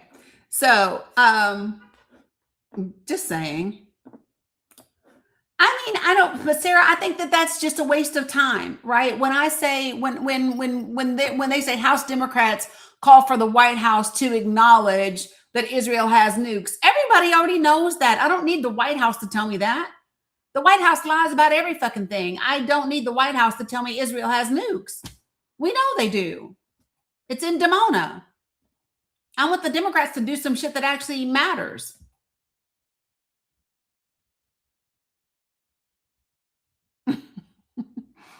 You know what I mean? Like, I don't care. I don't need the White House to say anything about that. I really don't. Just saying.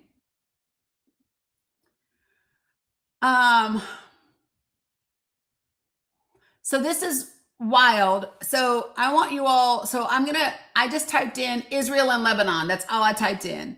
I'm going to read to you 4 headlines. You ready? One from the BBC says, Israel strikes Beirut for first time since Hezbollah ceasefire. Now I'm going to read to you the headline from Reuters. Israel strikes Beirut for the first time since the ceasefire. So they changed the word "the" to Hezbollah. DW.com says Israel strikes Beirut for first time since Lebanon ceasefire. So they put in the word Lebanon instead of the or Hezbollah, but literally the same exact headline. Same exact headline, right? And then the fourth one says Israel bombs southern Lebanon after targeting Hezbollah commander in Beirut. So the last one is from Al Jazeera, English. The other 3 all had the exact same headline except for changing out one word. Y'all see how that works?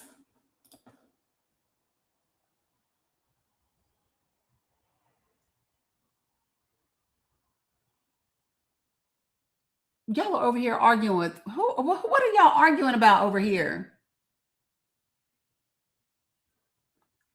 What are y'all over here arguing about?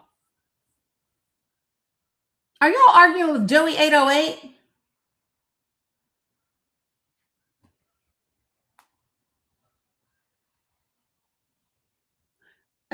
Y'all know y'all not supposed to be arguing with Joey 808. Y'all know we don't argue with bots and trolls around here. We invite them to the panel. And when they don't, right?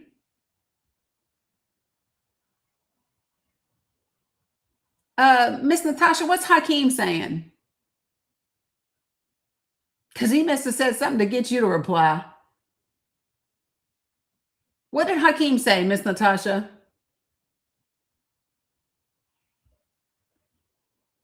He has 1 follower, yeah.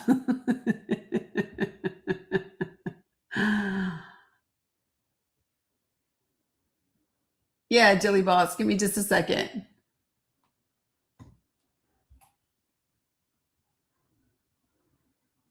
I don't see Hakeem. Alaikum salam.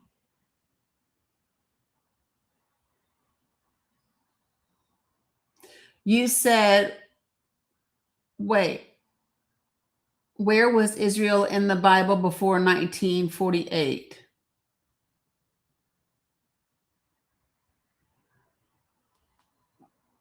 I'm trying to understand the meaning. Hakeem, can you come up? Because I'm trying to understand what you were saying.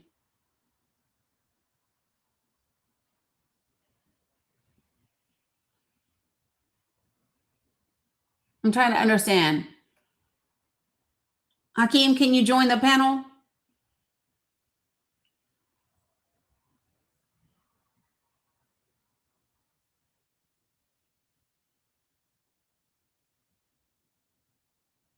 Yes?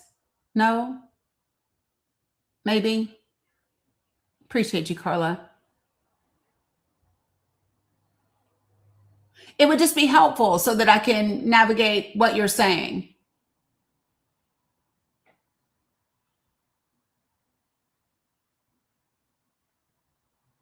Y'all be saying random shit sometimes. Still, what identity? What are y'all talking about?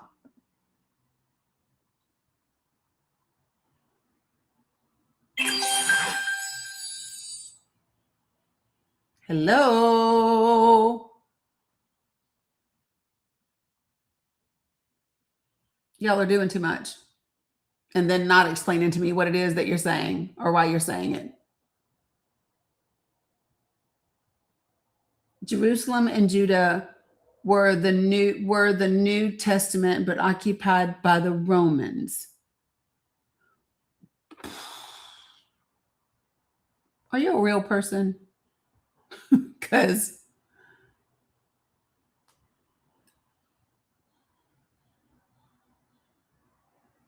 why, Sin? Right, Clarice, I got nothing too, because holy geez, what do y'all? That's what Hakeem said? Well, okay, Hakeem has requested. Let me see if I can understand what it is. Because I'm trying to follow the chat and y'all are confusing me. Good afternoon, Hakeem. How are you? Hey, how are you? I'm doing okay. So what is it that you were saying? Oh, so someone asked, is this the same Israel as in the Bible? No. And I replied, well, it's not the same, because where was Israel before 1948? Right. Yeah, it's not. Yeah. That was the thing. Oh, okay, gotcha. Yeah, no, it's not the same Israel in the Bible. 100%, it's not. That's why I answered her by. I got it. Somebody said that. Yeah. Okay, got it. Yeah, no, appreciate you for coming up and clarifying, because I was like, I'm trying to understand. Yeah, no, the Israel of today that was established in 1948 is not the Israel of the Bible. Yeah, 100%. Yeah, thank you, Hakeem. Did you hear of the Israel Project? The 2009 Israel Project? Yeah. So somebody put that in there. Are you talking about, you're talking about the 2009? And are you talking about the Greater Israel Project? Yeah. That's how they teach the Zionists how to talk to the Americans. Oh, yeah. The Hasbara. Yeah. Check it out. It's nice to recognize the talking point. Yes. 100%. Yeah. I got it. Okay. Thank you, Hakeem. I appreciate you. Thank you. Okay. Bye-bye. Bye-bye. Yeah. So for those of you all that, because we all know we kind of go wherever the conversation is taking us. So Miss Renee, did you mean to request up? Nope. I got it. As soon as she saw I put her on the panel, she said, nope.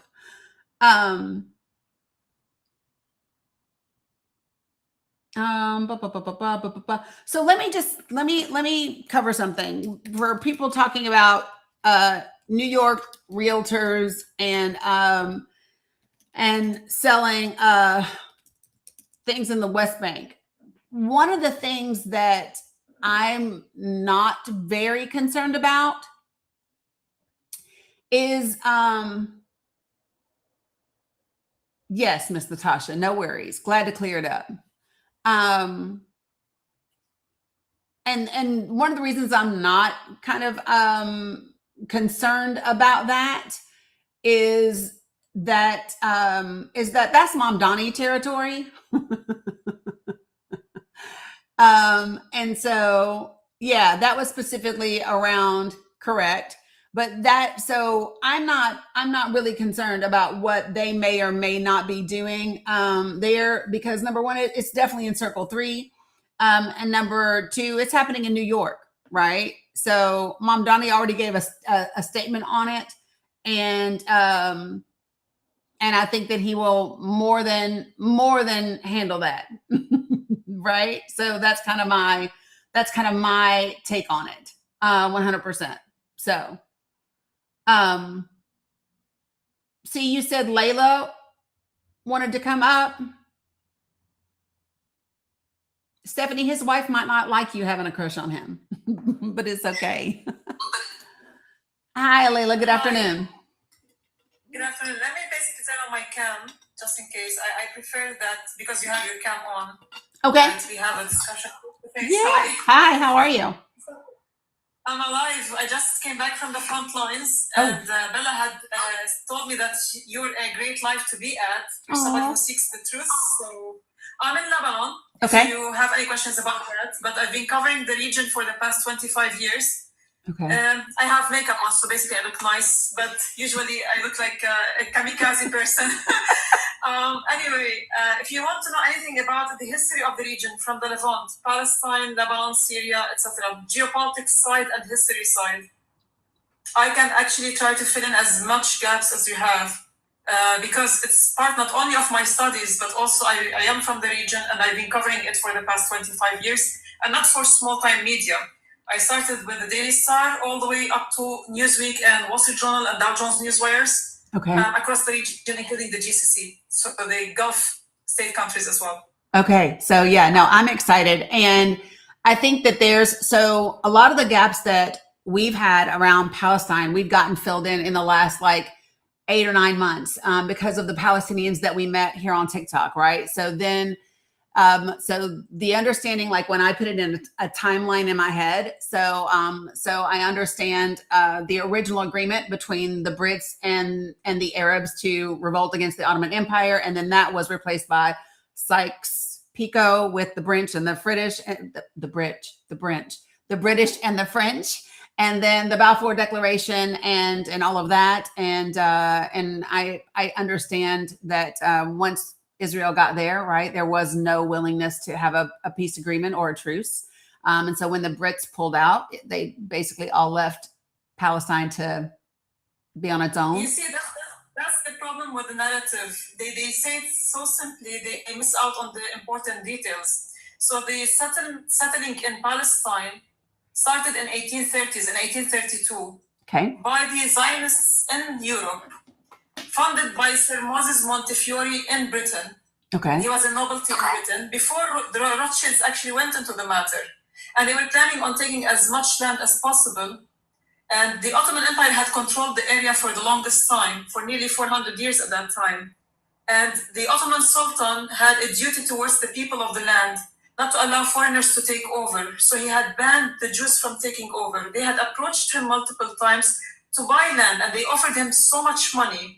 And he said, this is basically what you call a kind of safekeeping in my legacy, debt towards the people, not to sell their land to somebody else. Right. So the Zionists under Herzl in 1890 onwards, they tried multiple times with the new Sultan, and he refused still.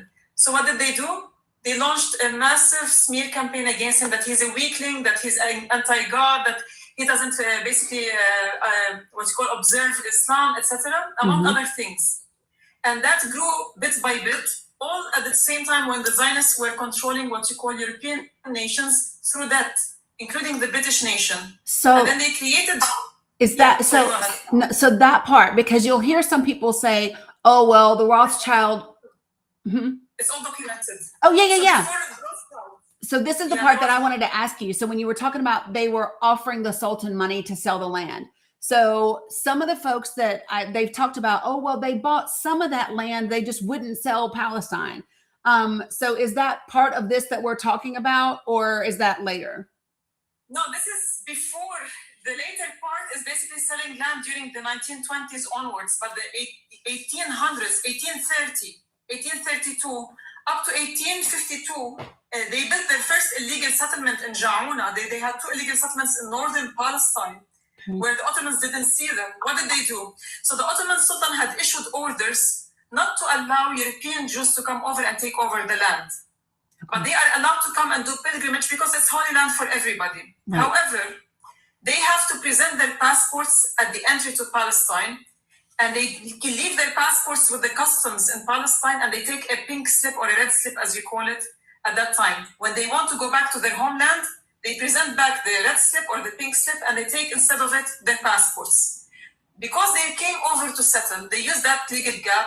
They would hand over their passports, tear the pink slip, and slip into Palestine, and then they choose remote areas where they either scare the farmers away or kill them, or actually at one point or another buy a small plot of land. And this is how they created their first settlement. It was closer to the sea up north for a reason, because that's where they were bringing in the arms and arming themselves and growing larger and larger until 1892, when basically the Zionists held their first conference in Basel with Herzl and others. And they tried to approach the Sultan, and he refused.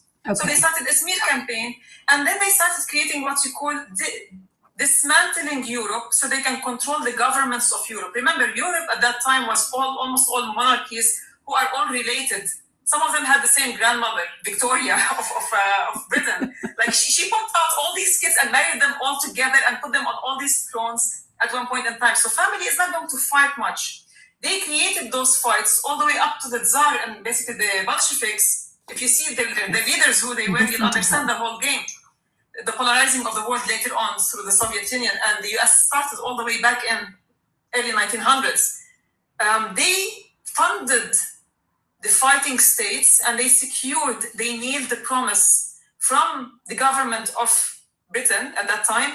And later on, it was announced in 1917, the Balfour Declaration, but they were working on it from before. You don't like wake up one morning and suddenly basically the king and his government sends you a promise. They've been working on it for a long time. They had actually lent them money to the Rothschilds, right? Yep. So they secured that promise. 30 years down the line, in the 1940s, they claimed that they came to Palestine because of the Holocaust that happened in Europe against them. But the Holocaust happened between 1939 to 1942. You secured that promise in 1917. That tells you a lot. Right. That they were planning and plotting to take over that land, and the British held them. And this is where the the intentional misleading narrative starts, omitting all the main details, whereby you have the British government bringing them over between 1917 all to the 1930s and settling them in Palestine, creating the friction with the locals. And there were many frictions. The new settlers came over, they changed the demography. The largest demography in Palestine at that time were the Muslims and the Christians. And the Jews were a minority of shy of 5,000. Suddenly they jumped in numbers to over 70,000. I have all the details from an American historian. An American historian who actually detailed the numbers of people. And he said that the Muslims increased in breeding. They're marrying each other and basically breeding. And the Christians at the same time, they were breeding as well. There were like about 50 to 70,000 of them. And then suddenly you see the Zionists basically increasing in number from 5,000 to over 200,000 within a span of 20 years. And then by 1940s, they're nearly 1 million. So there's a big question mark in that major jump, and it's all through settling. They brought people from abroad. Who was training them? It was British military officers. And the British claimed it was happening underground because Britain officially was not supporting them being armed. They called them terrorists. Tourists, let's say tourists, because TikTok has a sensitivity. They've been okay. They've been okay with me saying it because I think because I put it in historical context. So they haven't said anything to me. So it's okay. But so this is when. So like when I read in our government documents, there's a document that was declassified back in 2018, and it's a draft memorandum between Lusk in the UN and love it in the United States. And it's dated May 4th, 1948. And he is saying that at that time, the Jews refused to have a truce with the Arabs. This is on May 4th. And they have this conversation. He says, listen, if it clearly says to us that they intend to round out their nation by force of arms. And it says, now, if the other Arab nations come in and they try to help their Palestinian brothers, which is likely, then we're going to be in a situation where we, the Security Council, are going to have to decide if this is a matter of international peace or not. And then they talk about kind of, and this is the part because I don't know the land very well, but this is when they talk about carving out a deal with Jordan and so forth and so on to just appease them, to give them waterfront property. But they refer to the Israeli military. They refer to them as the Haganah, which I understand that to be like their regular military. And then the Jewish terrorists were Ergen and Stern. And then my understanding is nope, because that's what they call them in here. So they started grouping themselves as of the mid-1900s, so like 1919 to 1920, and they started their first attacks against the population in Palestine. The first massacre and the first hit was around 1919, 1920. And they started their, their terrorist groups one by one, starting from Haganah, Irgun, Lehi, Stern, among others. The last one was established in the early 1940s. But they were attacking the locals, and all of them were considered terrorists. Haganah was not considered a regular army or anything else. They were considered a Zionist group that's a militia, armed, and that was fighting the British. At any point, all of them, one of them and some of them, were attacking the British just to basically supposedly claim that the British are being attacked, so they had no hand in bringing in the Zionists. Right. But also at the same time, they were unaliving Palestinians in the way. So the attack on King David, it not only unalived British officers, but it unalived a lot of civilian Palestinians who were working staff in that hotel. That was a war crime. The first historic car bombing happened at the hands of those terrorist groups, the Zionists. In history, you can go and search it out. They actually are the forefathers of rigged cars at any point. And they unalived a lot of people. My friend, Hari Bathish, is also a journalist. His family traces back all the way to Lebanon, but they actually lived in Palestine for the longest time. And they're Christian, and they were basically based there. His uncle got injured in that attack. He nearly lost his leg, his great uncle. Okay. He was literally telling me that story a while back. And it hit me. I was like, the first rigged car, the car explosion, happened at the hands of those groups who were armed and trained by certain British officers. Yes. The British continued to occupy Palestine as a mandate and delayed leaving Palestine until May 1948 because they were in agreement with the Israelis that the Israelis will attack at the time when they are leaving so they can take over more land. And that's when they created what we call the Israeli entity. By the way, it's not a state. This is a major mistake that a lot of people make. Okay. A state as per international law, because I have a master's degree in international law as well, is a piece of land that's fixed in borders with people on it, population that's governed by a political regime. Now, the Israelis have the political regime. They have the peoples, multiple races from across the world. Most of them are not Semite, okay? And they have a land that doesn't have fixed borders, neither with Lebanon nor with Syria. Until today, the Israelis had refused to limit their land because they are expansionary. Right. So technically, it's not a state, it's an entity. Got it. They continue to take over people's land this way, including in the West Bank, including in Syria, which now they control over 850 kilometers squared of southern Syria that they occupied over the span of 18 months. Okay. The past 18 months alone. And in Lebanon, they've taken up to 7 to 8 kilometers in certain areas. We're talking about a land that's about no less than 50 kilometers squared extra. So the whole idea is that they're taking more land and they haven't stopped, and they're doing it during time of ceasefire.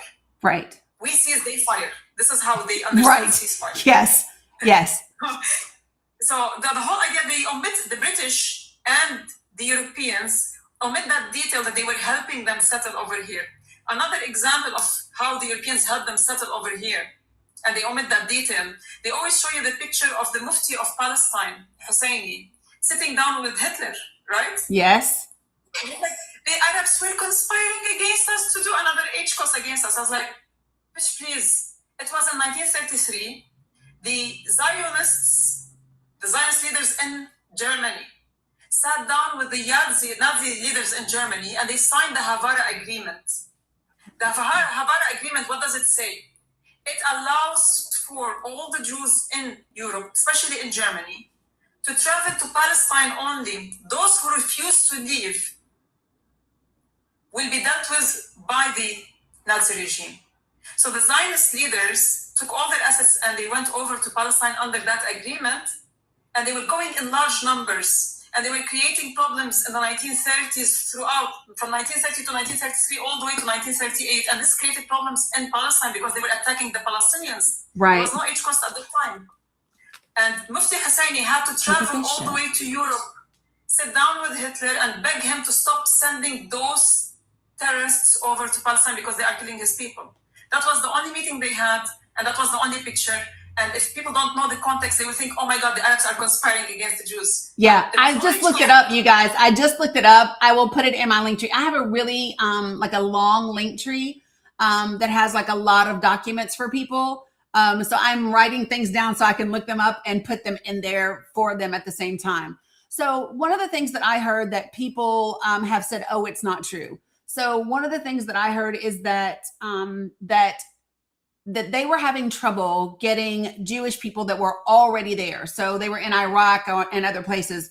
They had trouble getting them to come into what was going to be called Israel. And so my understanding is that they used Mossad and other organizations to literally attack Jewish people in Iraq and all around and force them to come to Israel. And so when I shared a video, I can't think of the guy's name now. And his name is Avi Schleim. Yes. Avi Schleim is a Jewish Iraqi. He's a brilliant person who actually was forced with his family to go to the Israeli entity after what happened to the Jews who refused to leave Iraq. They started restricting them, but it was at the hands of the Mossad, right? Yeah. The same thing happened in Lebanon. So in Lebanon, we had multiple synagogues, and we had a thriving Jewish community of over 26,000 people. How do I know that? Because the former head of the Jewish community in Lebanon, Yusuf Mizrahi, was a dear friend of mine when I was a reporter at the Daily Star newspaper. And we're talking anywhere between 2002, 2005, 2006 actually. I left Lebanon late 2007 to work in the GCC. And I learned later on from one of his children that he had traveled to live abroad with his rest of his children. He passed away abroad. The new head of the Jewish cult, Samaria Bihar, or Samo Bihar as we call him, he's also a friend of mine. So their history was narrated to me by the people who remained in Lebanon, including the old Jewish community. Most of them were in their 70s and 80s, and they always said, we refused to leave. There were about 102 left at that time. Mm-hmm. And most of the ones who left Lebanon, they didn't go to the Israeli entity. Out of 26,000, only 500, nearly 500 went to the Israeli entity. The rest preferred to go to Europe, Latin America, or Northern America, because they don't believe that they need to live on a land that's theirs until Messiah comes. They are banned from going to the Holy Land as a punishment by God. They have to live in diaspora as respected citizens in their respective nations until Messiah comes and he ushers them to his kingdom. So if they go and live in Palestine, it's against their religion. Who went to Palestine? The Ashkenazi Jews, the ones who are converts to Judaism, not the original Jews of the land. There's a big difference. Mm-hmm. So observing Judaism is against Zionism itself. Now, Avi Schleim said one thing. I'm going to give you another narrative of what the Israelis did to the Jewish community in Lebanon. They bombed Synagogue Megan Avraham in Beirut, one of the largest and most beautiful synagogues in the Middle East. And why did they do that? To create fear among the Jewish community so they can leave. But they never left to the Israeli entity. And then later on, the Israelis claimed that, the PLO had turned the synagogue into their warehouse, and this is not true. Then later on, they claimed, the PLO, the Palestinian Liberation Organizations, basically what you call tanks, not tanks, but the artillery shellings were coming from there, so we had to bomb back. You don't bomb a synagogue. There's a big difference. It's under international law, this is considered a war crime. Right. But they did that, and they were intimidating people on the ground. One of the Abu Diwan, I think he's from the Abu Diwan family, one of the last Jews inside the city, which is a coastal city in Lebanon, left in 1985, 10 years after the beginning of the Civil War. So the Civil War didn't even pose a danger to the Jews in Lebanon.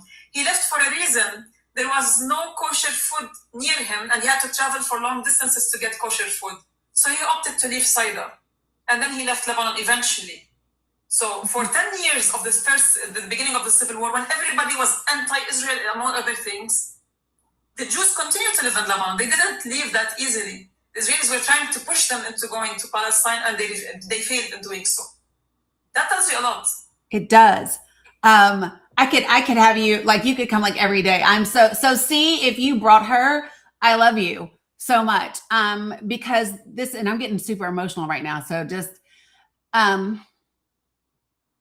because we just don't know, right? Like, being really, really honest. And a lot of people are just beginning to understand that our country has intentionally kept information from us so that we don't understand.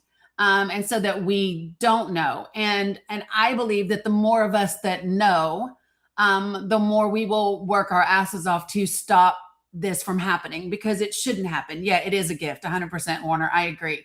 Okay. So, so the things that I have learned, honestly, have been in the last 9 to 10 months, and they're more surface level, but I'm understanding.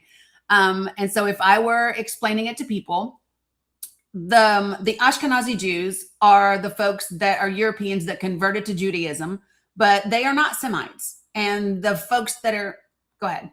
This is where people get it wrong, and some people claim that no, any Jew is a Semite.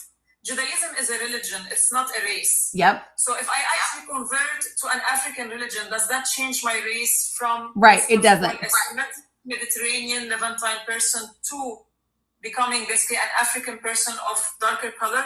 Right. It doesn't change who I am and my race. What changes is basically my belief. That's different. So those who converted to Judaism across the world cannot claim that they are Semite because they are Jews.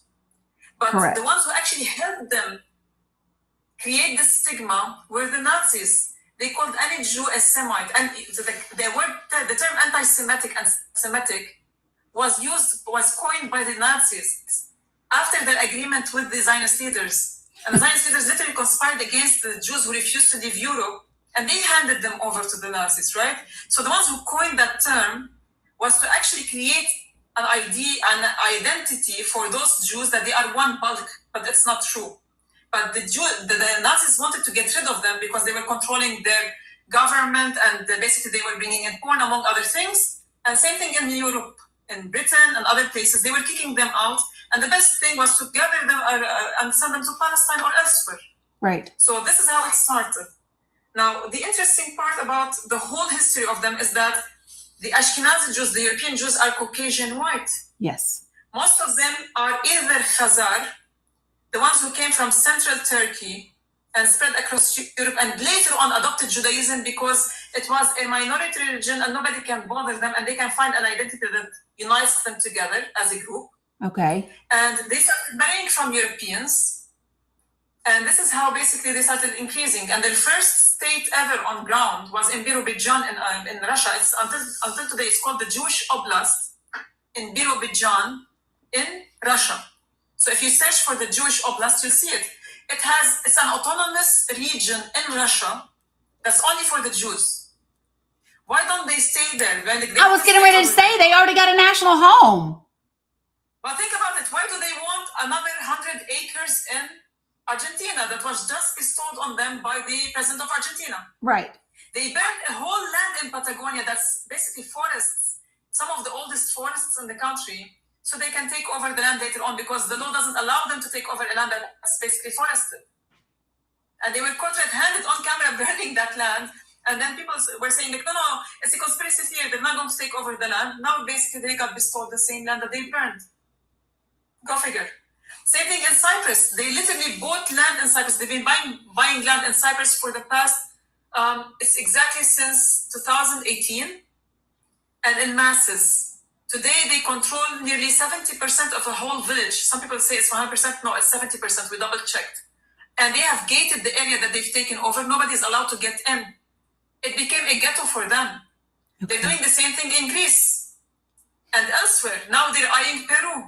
Why? Because once they actually take over a piece of land in a country, they start expanding and expanding. eventually they will take over. This is like world domination at one point in slow motion. It's Yeah. just like cancer when it takes over a body. It starts spreading one place, then if there's a metastasis to another place, and then it grows another place, and the metastasis, one cell goes to another place, then it grows and grows and grows. This is how it happens. This is why basically the Arabs over here are very figurative, like the Arabic language is very, what you call descriptive. So when they say like Israel is like a cancer, it's not like dissing them, it's describing the situation of how they spread. Of how they spread. Now they're buying land in Syria. They're buying land in Syria in bulk under their different nationalities. They have American nationalities, they have Canadian nationalities, but they do also have the Israeli nationality. So when they buy in bulk closer to the borders, what happens? Eventually they will annex it and claim it as their land. Now imagine if I go to the US, I buy a whole neighborhood in, let's say, the Bronx. Yeah. I gate it. Later on, I buy more lands around it, and then I call it basically the Lebanese Republic abroad. Lebanese in diaspora. It's a new republic, and nobody dare say anything. And during that period, I control the officials with scandals from porn, etc., through Epstein-like people. Yep. Or I control through that because you control the banking system this way. And by the way, I worked for the 15 years I lived in the GCC, I covered macroeconomy. So the financial policies of states along with geopolitics, right? So part of my studies, while covering that, it uncovered to me something that happened in the US. Who was against the Federal Reserve becoming what you call a private entity that controls the finances of a state? Kennedy. What happened to him? Oh, yeah. And this is not a conspiracy theory. Yes. And I'm stating facts. He refused that the Federal Reserve as a private entity be responsible for the state finances. It wasn't because of his stand with the Palestinian cause or anything else. It was because he refused their domination over the currency of the strongest nation in the world. Once they control that, they can control your financial policies. And look at how they control the US today.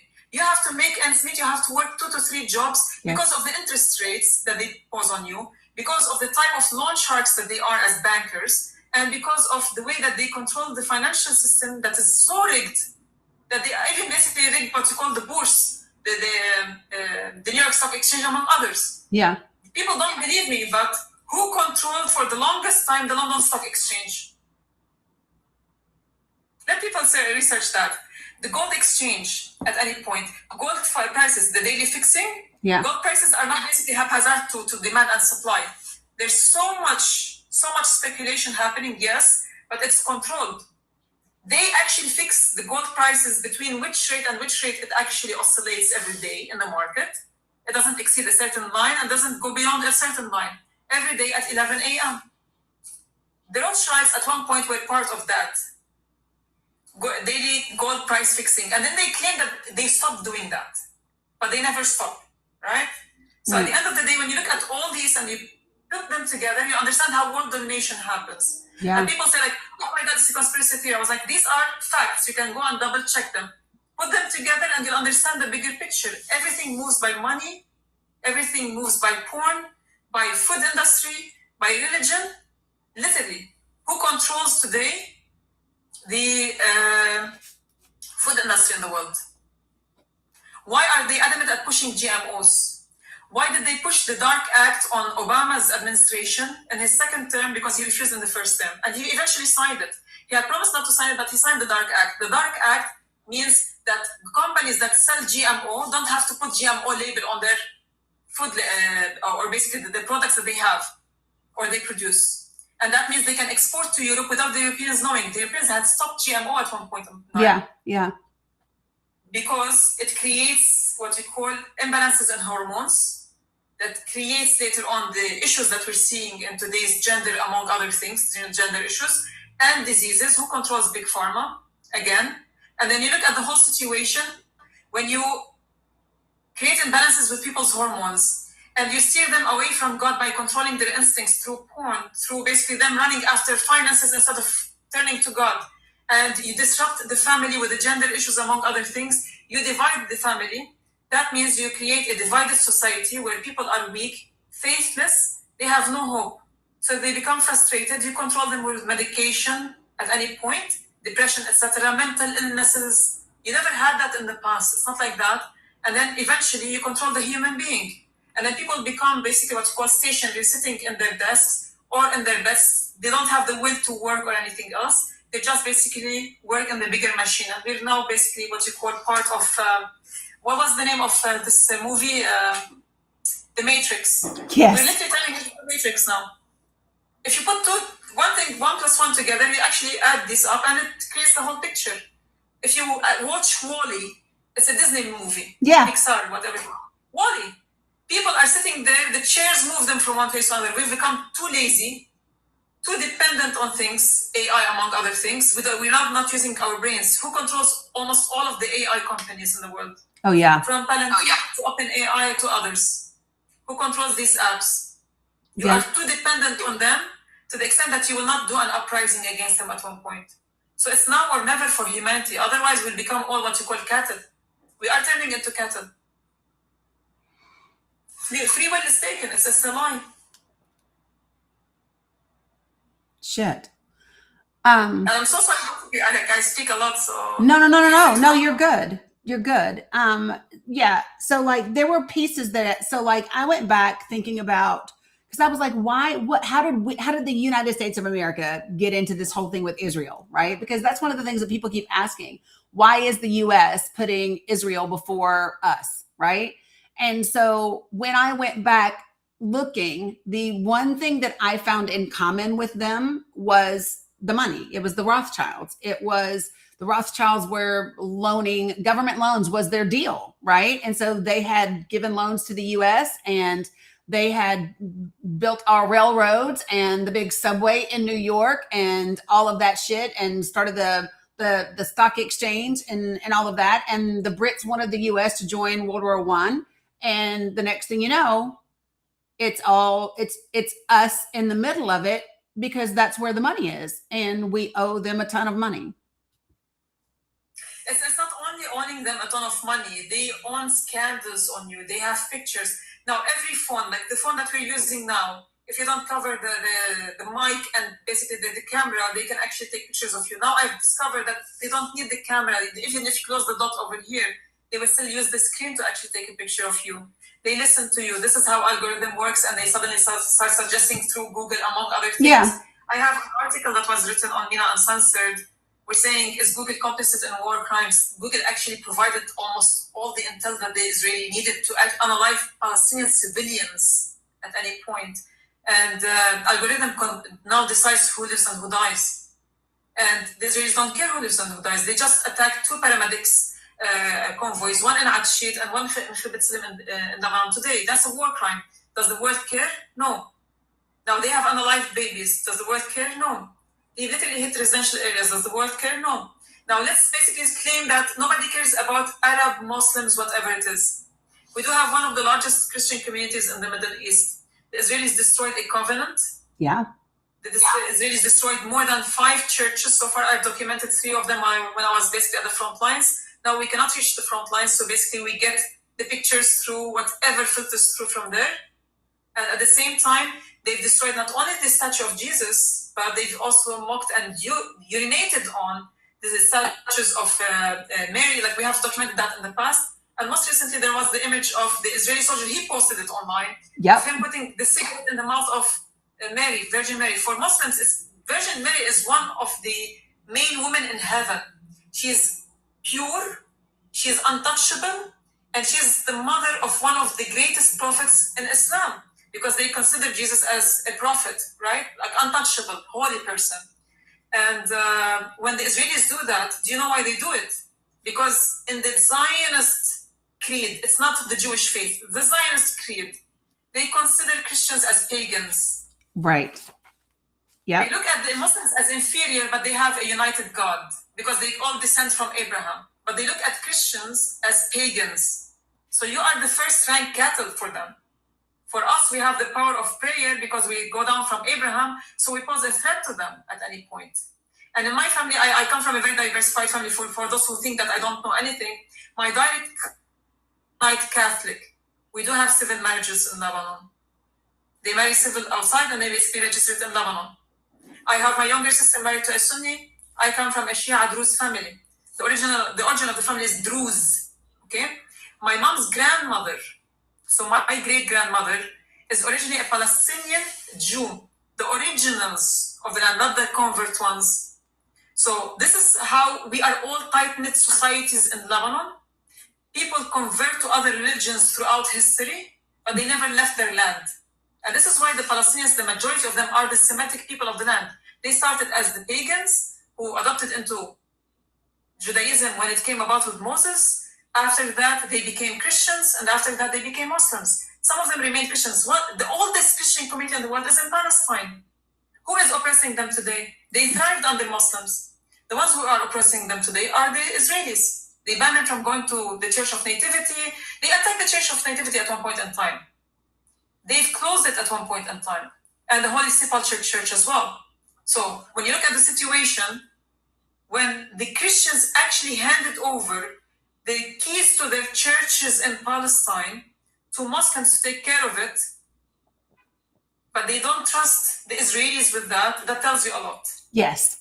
Now that part I did know, and I did know. I think Abu Siraj was telling me about that there's an agreement. Like they take it seriously, the Muslims, to protect the churches, and that's been happening for a very long time.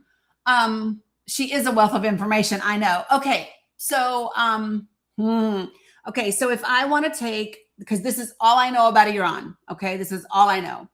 All I know is that we screwed up their democracy. What I know is that in 1951, the people had elected the parliament, which was 102 people. 99 of them chose Mohammad Mossadegh to be the prime minister, and that he wanted to nationalize their oil, and the parliament passed legislation to do that. The Brits were like, oh, hell no, we want to keep the oil that belongs to Iran. And so the Brits tried to get the United States to do a coup. Harry Truman said no, but then Dwight D. Eisenhower got elected and he said yes. So the CIA and MI6 joined together. They did Operation Ajax. They spread a bunch of propaganda, which is exactly what it sounds like we did in Egypt as well. Holy crap, like this is just what we do. And and so they caused a coup to happen, and 300, what I read was 300 Iranians died in the process. But Mohammad Mossadegh was arrested. He was convicted. He did 3 years in prison. Then he spent the rest of his life in house arrest. And the Shah then became the prime minister. There was a dude in between, but he wasn't whatever. It was like really, really short. So then the Shah steps in, and we love the Shah in the United States of America and Britain because he's game to be the puppet, and he's game to westernize Iran. And then the CIA helps create the Savak. And the Savak is this really kind of militant, horrible organization that anybody that doesn't want to conform to whatever the Shah wants to do, they might beat, they might torture, they might imprison, they might kill, they might do whatever to. And during that time, we sold Iran a shit ton of weapons, like $700 million worth of weapons under the Shah, because we love them. And then after 26 years of oppression under the Shah, then there's the Islamic Revolution that happened in 1979. And then that's when we were like, oh no, we don't like you guys anymore. Now you're all terrorists. And we weren't going to give them the weapons that they paid us for, which Barack Obama ended up giving, which people think delivered on pallets of cash, which is not a thing, because we owed them that money. And then, so that's what I know about Iran. I know also that come the 80s, we provided intelligence and money and things to Saddam Hussein so that Saddam Hussein would be in a war with Iran, which they were in for like 8 years. And then on a tiny piece of that, during that, we also sold weapons to Iran so that we could take that money and give it to the Contras against the Sandinistas in a whole other country in Nicaragua, right? And then the CIA got what we would call sugar booger on TikTok and brought it back to the United States, and then created a crack epidemic in Black and brown communities. That's all. That's the length of what I know. This is the best summary I've heard in a long time. And it's like there are lots of facts, but I mean, like the missing details will add more zest to the story. Okay. So here are the interesting details. So the first time that the Shah was dethroned, the Americans brought him back to power. And then he decided that he is better than anybody else. He's not going to listen to all the dictations. So they dethroned him again by kind of what you call allowing for the West, especially France, to safeguard Khomeini. to come back to Iran, and they thought that they can control Khomeini, but Khomeini was a man's people at one point in time. So it actually flopped for them. It was the only flop in US history when they bring somebody to power, or they facilitate bringing somebody to power against a hard person that they consider like they can't control well. And eventually that person turns out to be too patriotic for them, and they couldn't take him down. Now, the zest part in the whole thing is when they actually brought over the Shah of Iran. Yeah. And they created the Savak for him, which is equivalent of the Shin Bet in the Israeli entity and the FBI in the US, but consider them more vicious and lethal. Okay? They actually enabled him to also be aggressive around for the nations around him. He literally took over 3 islands that the Emiratis claimed it's theirs. Now, when I was living in the UAE, one of my friends was visiting one of those islands, and he sends me a text message. He says, Naila, it was Abu Musa Island. He says, Naila, I arrived in that island, and I couldn't get any of Iran's cell on my phone, but I could get Etisalat, which is basically the Emirati cell phone, cell company, right? The mobile company. The transmission was really stronger because it was closer to the Emirati shorelines. The Shah had agreed with the British, the moment that the British leave the UAE area, before it was UAE, leave the Emirates area, it was 7 Emirates at that time, the Shah would send his troops and take over. There was a major fight that happened on Abu Musa Island where you had 5, not soldiers, internal security officers in a small precinct on the island that were manning the community, the Arab Emirati community on the island. And that's when basically the Shah invaded the island and took over. And they fought for nearly half a day, and some of them lost their lives because of that. Now, the history doesn't tell you that it was an agreement between the British and the Shah that they retreat, but they are leaving the areas that they occupied at one point in time, and they will allow the Shah to take over. All of this aggression happened under the Shah against all his neighbors, until when the Islamic Revolution happened in Iran in 1979.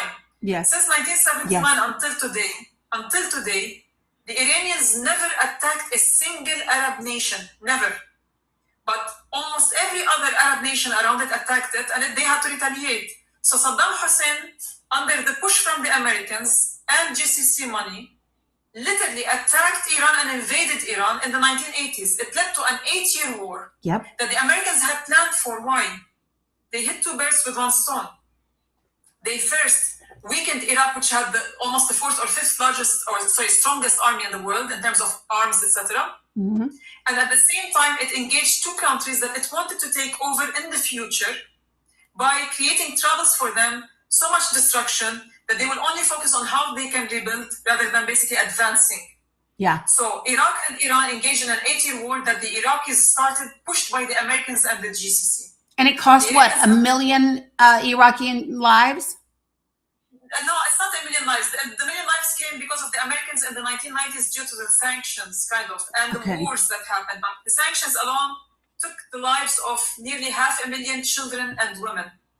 And Madeleine Albright was asked that question, was it worth it?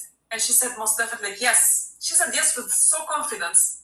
And that she's admitting to a war crime, putting sanctions on a whole nation for 10 years that led to over 500,000 being unalived. Most of them are women and children. They banned baby formula. What do you create with baby formula? Bombs? Right. Milk powder bombs, right? That's it. They banned baby formula for a reason.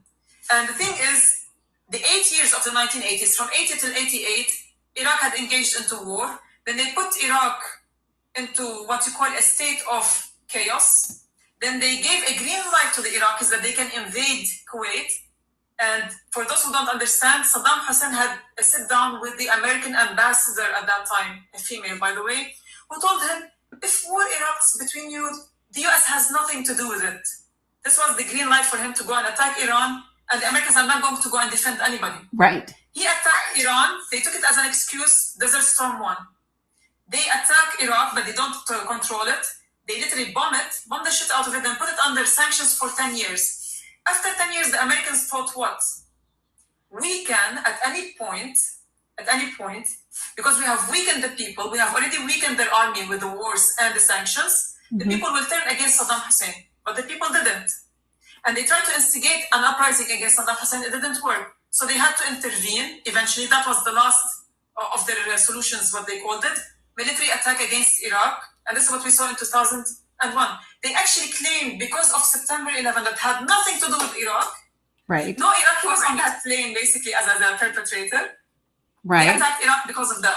And then they claimed weapons of mass destruction turned out to be a lie, a cooked report by somebody. Yes. And at the end of the day, this is how they took over Iraq. Now, this is the map of, let's say, the countries. This is Syria. Okay. This is Iraq. This is Iran. Okay. Pakistan, China. Okay. They've taken away Syria now. They've already weakened Iraq. They're in the process of weakening Iran. They've already taken over Pakistan through the leadership. They took down Imran Khan and they put instead of him the head of the army, who is basically Shabazz, is pro-American, right? Yeah. And that leaves you with what? China. The shortest trade route for China between China and the Mediterranean towards Europe passes through these countries. Yes. Iran is the last one. That's why they want to disseminate Iran. And when you actually weaken it and then take away the leadership, the strong leadership, you divide it into smaller entities and countries, one for the Kurds, one for the Baluch, they divide it ethnically.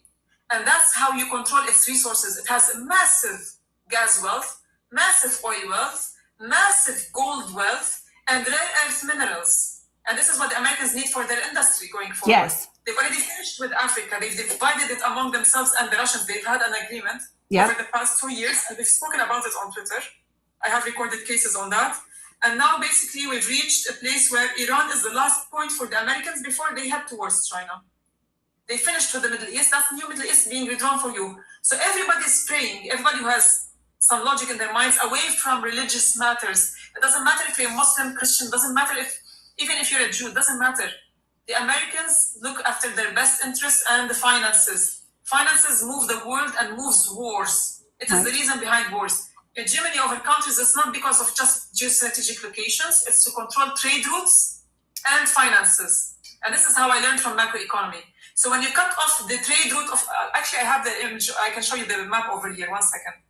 I have tweeted about it earlier this year when I went to Pakistan in January to give a seminar about the matter, and I told the Pakistanis, you're next. They're like, no, it's not going to happen. Suddenly we hear there's a conflict between Afghanistan and Pakistan again, and then we hear that the Baluchis are moving the separatists and creating trouble. And then before that, India had attacked Pakistan. Why? Because the Americans and the Israelis wanted to see how efficient the Chinese air defenses that Pakistan has are in terms of battle. And they backed off once they saw that they are very efficient.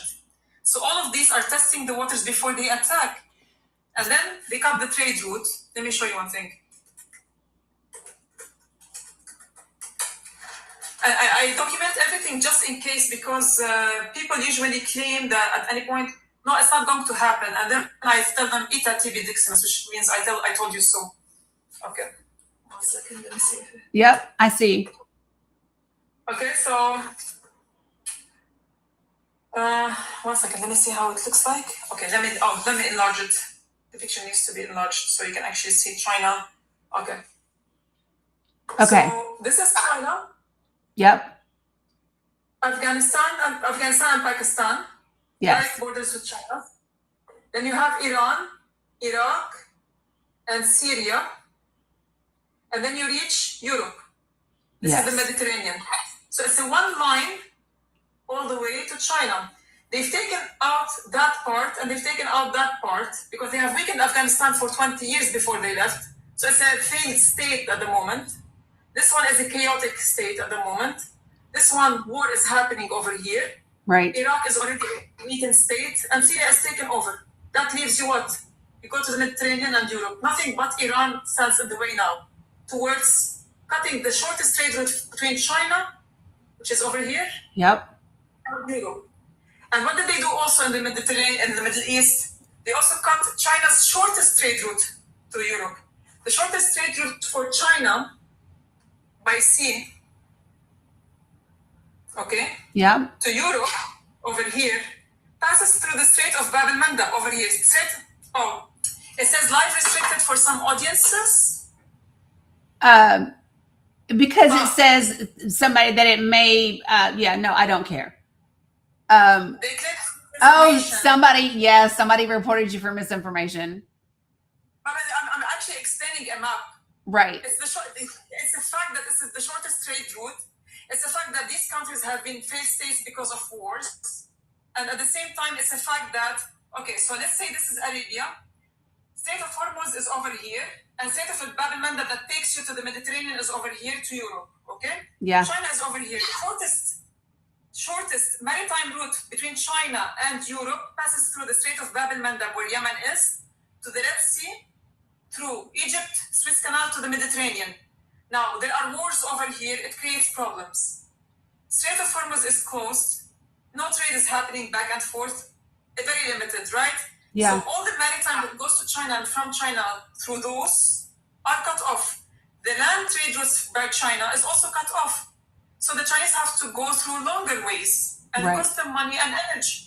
Yeah. And this is how you weaken China from the outside. You clip its wing slowly but surely, the economic wings, trade routes. And that's why basically wars are very important in terms of geostrategic hegemony, to cut off trade routes. Trade routes means economy and money, finances. Yeah. And these are the wars that are being fought. Not because of religion or anything else. Religion is just a small, minor thing that they use as an excuse. Yeah. I always say that the two pathways that is used politically here, and there's lots of different little points of intersection, right? But the main roads are religion and racism, right? Those two things are the driving factors for pretty much everything that they are able to accomplish in politics here. Like, so that's kind of what I say. So recently what I saw is that Iran and Pakistan had developed 6 trade routes that were overground that are going from Pakistan into Iran to try to be able to kind of help Iran get what it needs while the U.S. has the illegal fucking blockade that we have. Because and here's the thing. So like, I love and believe in the people of this country, right? Like I really do believe that if the people of the country knew facts, and so this is what we get for being the baby country, right? So we're the baby country in the whole wide world. Everybody else. So like when I meet people from Africa and other places, they are so well versed in global history, which we are not, because Americans think we're the center of the damn world, and we're not. And just saying, it's true, we do. But it's why everybody else has such a better understanding of geopolitics. We don't. But I do believe that if more of us did, we would be demanding something very different from our government, right? Which is why they attack students at universities. They don't want them to get the truth outside. Exactly. If they actually allow people to manifest their ideas, you'd be very surprised. I believe in people. Me too. But then again, I'm afraid of the future, because the more that they control people through AI, which makes you depend on a machine rather than you thinking on your own, it makes you dumber. So the current generations have to actually fight that. Yeah. I'll give you an example. I was the last generation in Lebanon to be banned from using calculators while doing our calculus and math and everything in our national exams. We have a francophone system. So like the national exams, you gather people from across Lebanon. Let's say grade 9, we start at grade 9. Grade 9, all grade 9ers across all of Lebanon. We're talking about around 100,000, if not more, right? Sitting there, doing an exam in a different area than the area that you study at, because they have to mix and match you. Like just like in exams, they separate you in classes so you don't actually cheat and stuff like that. They put us in different areas, not different schools, different areas altogether. And our exams include math, physics, chemistry, biology, etc. History, international history, local history, and geography. And we are not allowed to use calculators. So by the time I graduated from grade 12, and I was doing my national exam for grade 12 as well, we were not allowed to use calculators. The generation right after me, they amended the law in Lebanon, pressured by the international educational systems because they are advancing, and they allowed children to start using calculators. Until today, I can do big numbers in math. Yeah. My younger sister can't. She has to use a calculator. Yeah. So it's really cool. Like your mind becomes a little bit by little blocked and blocked and blocked. And this is how they make it. Like now, everybody relies on ChatGPT to write their articles. I was like, what the hell? Yeah. We used to have to go to Britannica Encyclopedia. Yeah, I said the same thing. Like a book is to that we need. Yes. This, which page was it? Like, you have to go through it. Like, Yeah. if you write 2 lines that seem to the teacher that you've plagiarized it from somewhere, You're done. You get exploded. Plus, you're done. Now, ChatGPT write me a whole article on the history of blah blah, and it writes a really nice article, but most of the facts are wrong because it takes them from wrong sources online. Yes. And so I literally had a guy arguing with me on Threads the other day because I was talking about the difference between patriotism and nationalism, right? And he was like, and where'd you get that definition from?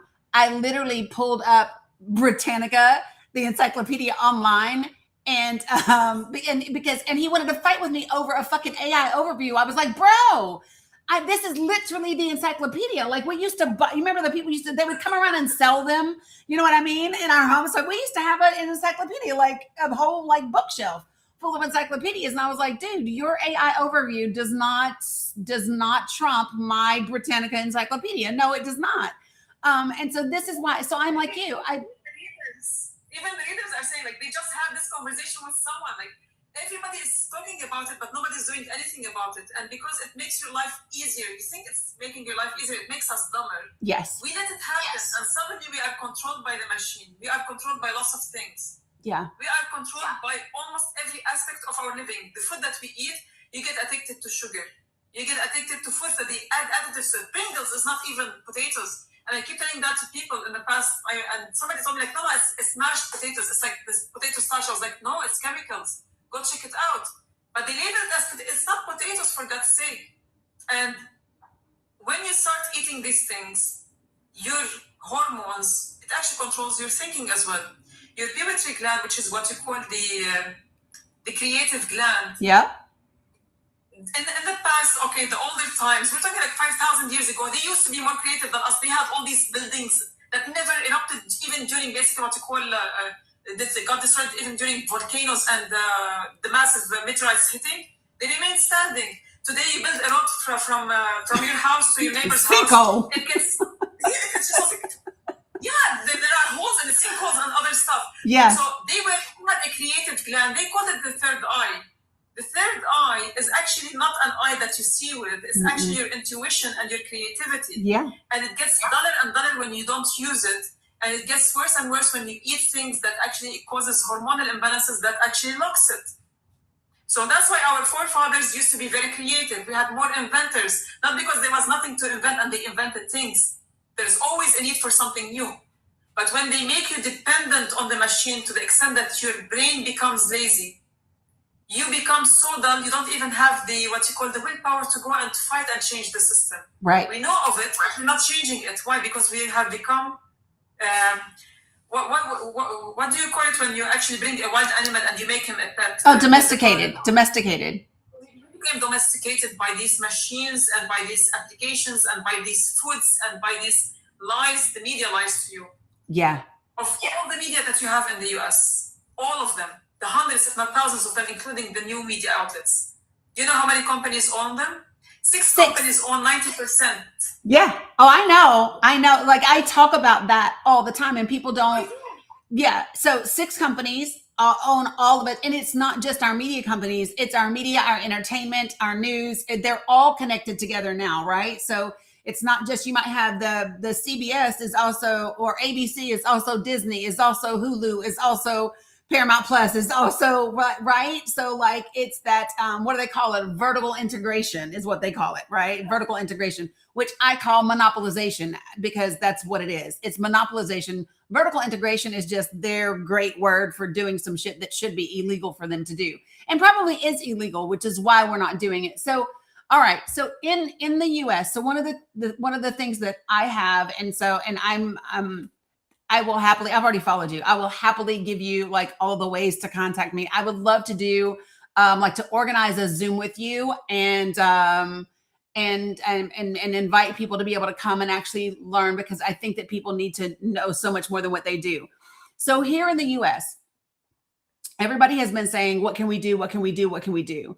And yeah, we just met, Abu Binks. He's like, oh my God, you guys just met. Yeah, we just met. And shame on you for not introducing us. What the hell? But yes. I have to to make the disclaimer. I came through Bella. Shame on you, Abu Binks. Right. Shame on you, Abu Binks. Yeah, Bella, thank you. Appreciate it.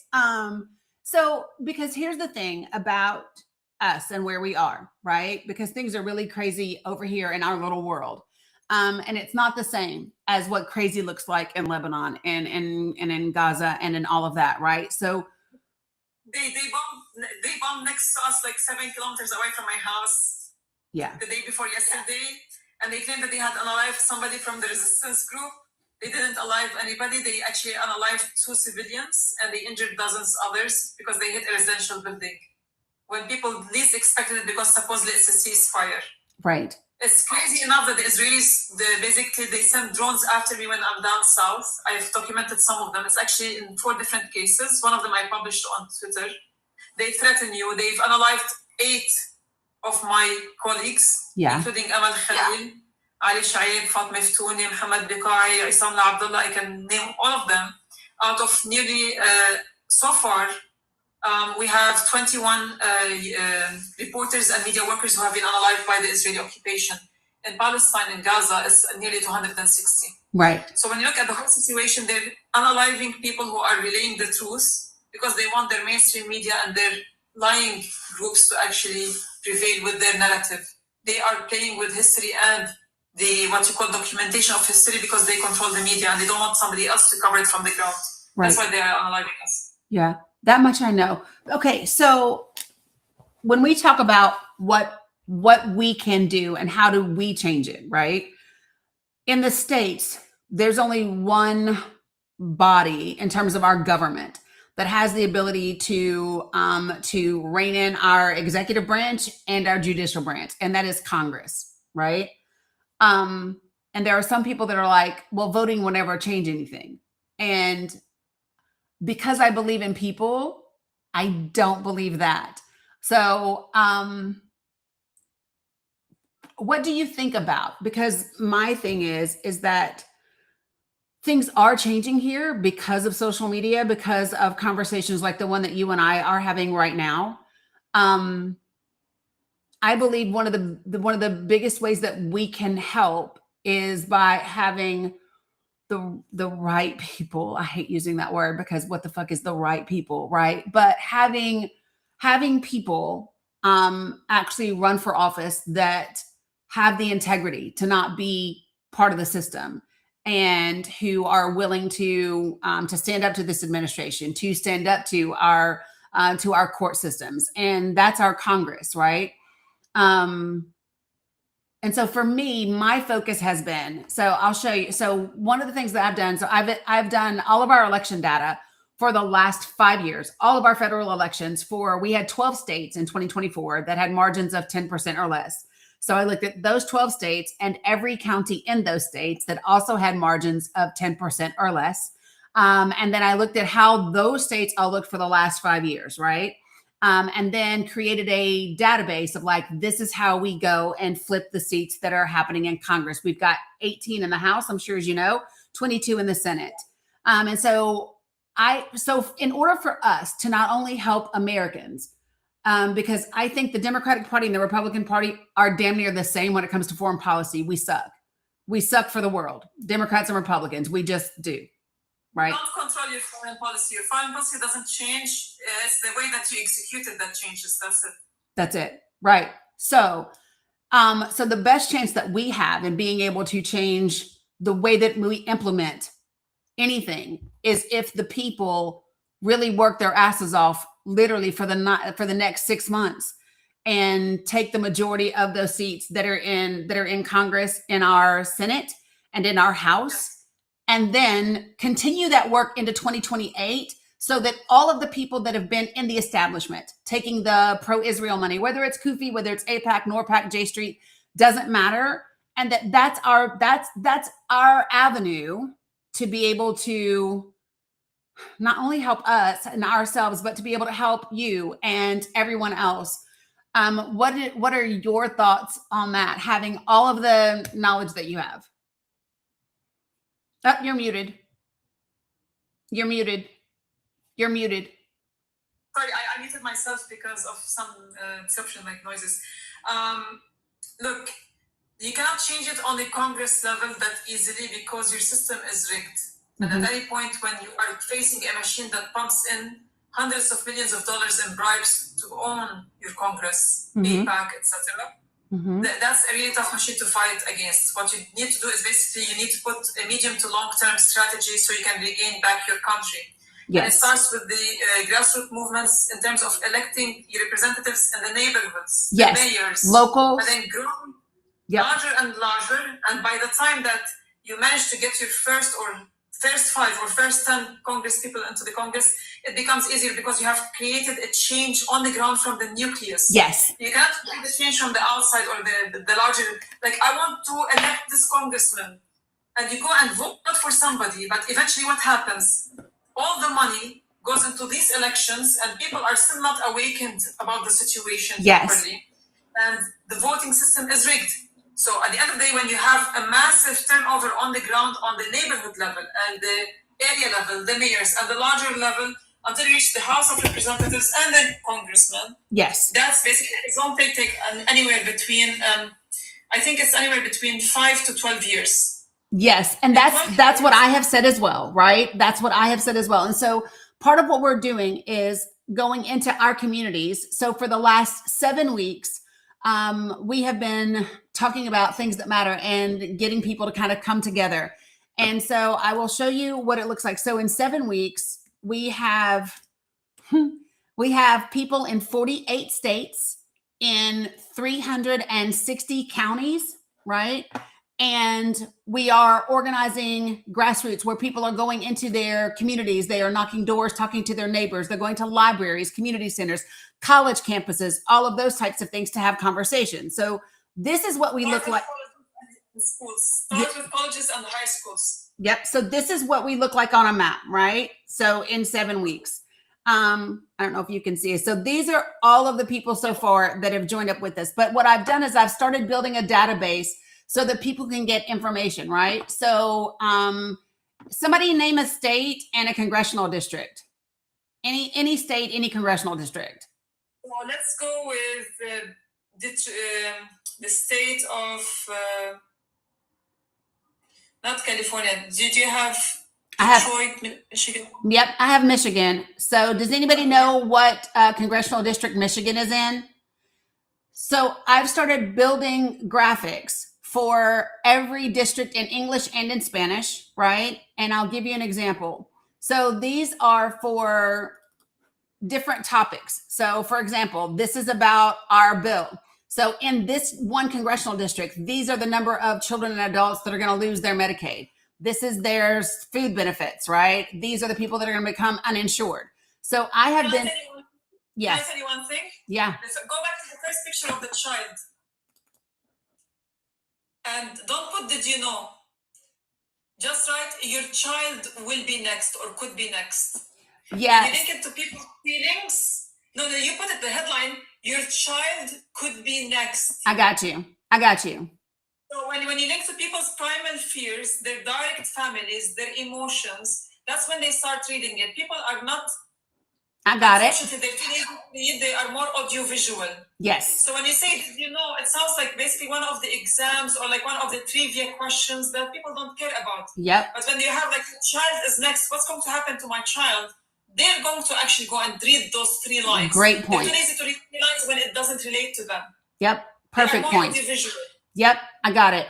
So, yep, this could be your child. And so I put those, see, like I put it down here. You don't say that, you know, you just put no more food on the table. Yep, I got it. And people want to know why. You get the point? Yep. So the second picture after that one, which is it? This is this one. Yeah, so I put it down here, but we need to put it up here and make it stronger. Exactly. Yep, I got it. Yeah. Yep, I was doing it, but doing it down here, and I need to reverse it. So this is what, yeah, journalist eyes, we love that. So this is what, because basically I didn't see anybody else with any kind of plan. And I've had people, saying to me, well, what you're talking, and I'm like, listen, there's not going to be, we didn't get here overnight, right? I wish I could twinkle my fucking nose and turn it all right?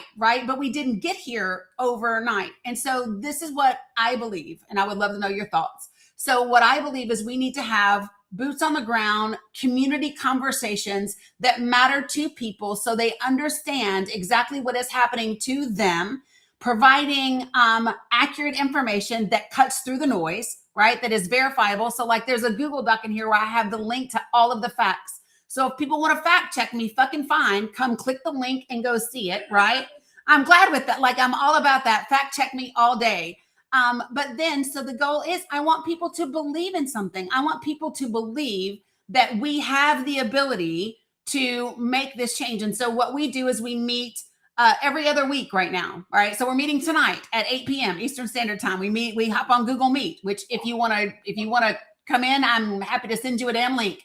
But I would love to, but I do have basically other meetings because we're preparing for a large coverage this Saturday. So we have to defend the zones in South Lebanon. Who goes as a kamikaze and who goes to the back lines instead of the front lines? I got it. We're doing Yes, but I will send you my info and anytime that I know you have a lot going on, but because I'm actually going to take this whole thing. So right now we're not just on TikTok. People can hear you on Substack. They can hear you on Facebook. They can hear you on YouTube and on my Twitch. So I have you on the other places as well, but I'll take the video of us on here and then I'm going to put it back out as well because I want people to hear what we're talking about. So I love the idea. So we can, multiple platforms. And so we can change some of the headlines. I can do one thing. My advice to you, start with high school students and university students. These are the most active. They are least controlled so far. They have their hormones raging. So at any point, they are willing. They are hungry for facts. Yeah. They are writing against what you call the dinosaur administration that has been controlling these countries, not only your country, throughout the past 2 to 3 decades at least. And then they want change, they crave change, and they don't want to be controlled, and they hate what's happening in the world, and they still have a sense of justice in them. Yeah, okay? They do. So those people are the best word of mouthers for you. When it comes to the community, speak to the mayors, the town hall meetings. You can create town hall meetings, and those town hall meetings address the main issues. Inflation is eating away your purchase power parity. Put economic terms on the side. Let's go back to the origins. Your $100 bill used to buy you so much in the past. Now it doesn't buy you shit because of a reason. Your government policies creating more wars, supporting the wrong side and siphoning your taxpayers' money towards wars rather than towards developing the country. Is leaving you literally crawling behind, finding another side job to make ends meet, to be able to actually provide some living for your children or keeping a roof over your head. Otherwise, you'll be homeless. And when you're homeless, nobody looks after you. And Big Pharma actually literally considers you cattle. They give you money to try new medication and they fry you. This is how they want more homeless people on the street so they can actually use them as cattle for their experiments. You are the biggest lab in the world. So the sad part is that you tell people, do you want to get rid of homeless people in your area? Do you want to make ends meet without having to kill yourself for 18 hours a day? Do you want your children to live in a clean community? Do you want your money to go where it's worth so you can actually develop your future and your family's future? Join us tonight. So this is for the community. At schools, do you crave for change? Or at universities, do you still want to be controlled by the big machine that rigs everything and whatever you vote is going to be against you, not for you? Start changing the system from now. You want information? Here's the source. Help us out, spread the word, and this is how you start. And those people are more active than the middle-aged people like us who are trying to make ends meet. And we don't have time because we have other things to cover. So use them. These people are our real armies, the new generation. And that's what we're doing. So we're going to college campuses, community centers, parks, whatever. And so that's it. And we're using this information. I'm going to go in and start editing my graphics. But okay. So, wait, you said something else. Shit. I lost it. I remember I'm here. I just followed you like a while back and I followed you back. I followed you back and I'll message you so that we can get connected. So no, I'm 100% on board and super grateful. Like I could cry. I really could. Because look, I've been looking at you for the past disappeared when I was basically following on this live. And you look like somebody called Dayanti, and she was a dear friend of mine when I worked with the United Nations Interim Forces in South Lebanon. And she's a brilliant lady. She passed away a long time ago because of complications under surgery. She was young, but you look the spitting image of her. And I know for a fact that our friend Jumana would love to see it, like, because at any point we all miss her. And I will send you a picture later on. You'll get to see her. Yeah. Copy paste. Copy paste. I will copy paste. I will. Yeah, I'm super grateful. I have wanted more. Yeah, we did meet at the right time in the right space. Yeah. Like you're like a breath of like, I hear you. And I want people to get it. I'm like you when you said you have hope and you believe in people. I believe in people. And I think that it's going to be up to every single one of us to change what's happening. And I think that people do want that. Change is possible. Yes. Anybody who tells you it's impossible, they're lying to you. Change is possible, but it takes time. No, how lazy you are. They removed her.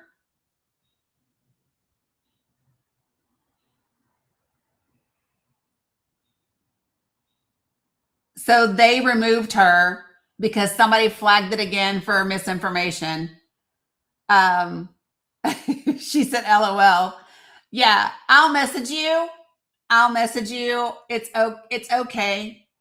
It's okay. But we know it. Change is possible. And I said this to people. They are absolutely terrified that we are going to, figure out who the real enemy is and that it's not us. Yeah, no, they really don't. Somebody is really pissed that you and I got connected. Oh, that just makes me really happy. This is my thing. I keep saying it. I love it when this is what they're afraid of. It always tells me, right? Yeah. Oh, I followed her. She followed me back. Yeah, it is absolutely meant to be. Can you all imagine just being able to collab and you can't even see me. Holy geez. That is crazy. So everybody, please make sure that you are following Layla. I'm going to make sure that I'm following you. I just came back to Twitter, so I'm going to make sure that I follow you as well. But yeah, listen, this is it. I'm stupid excited. I am so excited. Listen, make sure, folks, if you are not part of Project From the People, which is what she and I we were just going over, and I wanted to show her what we are building. And if you're not part of it, you need to go to my link tree right now. You need to make sure that you register right now, because when I get off of here, I am going to, I'm going to email out the link for the meeting that is happening tonight at 8 p.m. Eastern Standard Time. She filled my cup. She filled my fucking cup. And yeah. Oh, that was so good. That's so good. I took a screenshot of her so that you guys would know. And oh, she made me really happy. Thank you, Bella. Thank you, Bella. That is 7 p.m. Eastern. That is 7 p.m. Central Standard Time. She said, I can't even see you. Guys, that's her name. That's her name, and that's how you follow her. Thank you, Cam. Right there. That's how you follow her.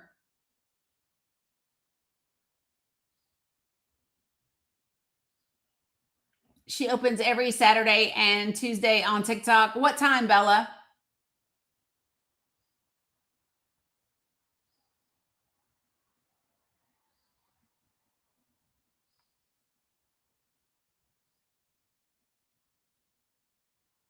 $3 p.m. Eastern.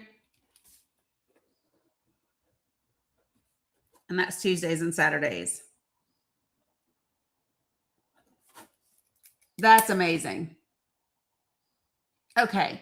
Let me, we did. Okay. So let me just say this for a moment. I am so listen, I'm going to give myself a pat on the back that I had the Iran information right. Like, go me. Go me. I love the fact that she was like, that's the best I've heard in a while. So I'm excited about that, right? Because yeah, she's a wealth of knowledge. And so I'm like, hell yeah, look at me, go me. And so this is the thing, right? Y'all know we are all about the facts here, even if the facts are uncomfortable, even if the facts make us aware, right? The thing that really encourages me out of her is when she said, absolutely, this is how you need to do it, and it's grassroots, and yes, it needs to be in Congress, and it needs to be in and start in your communities, and that's exactly what we're doing. So I took that as like that little tick, yep, you're on the right path. And so that makes me incredibly excited, right? Yeah, affirming that we're on the right track, exactly. And to be very, very transparent, I needed that little like, yes, you're on the right track. You know what I mean? Because I do believe that it's up to every single one of us. Yes, and I do. So it's funny because what she was saying, I was doing it at the bottom, but not at the top. And I don't know why, but yeah, I don't know. TikTok might be mad at me right now. It's okay. It's okay that TikTok's mad at me right now. They'll be okay. And so it is invisible string 100%. 100 fucking percent. Uh-oh, hold on. That's Bella's teacher sending me a message real quick.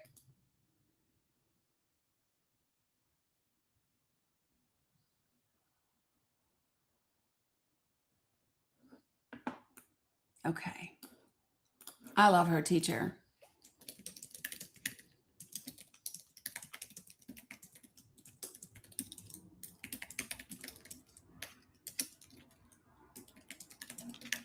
Give me a second, y'all. My grandbaby comes first.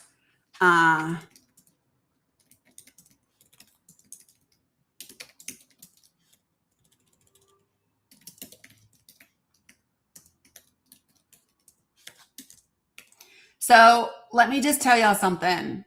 My granddaughter's teacher is another reason why DEIA is so important.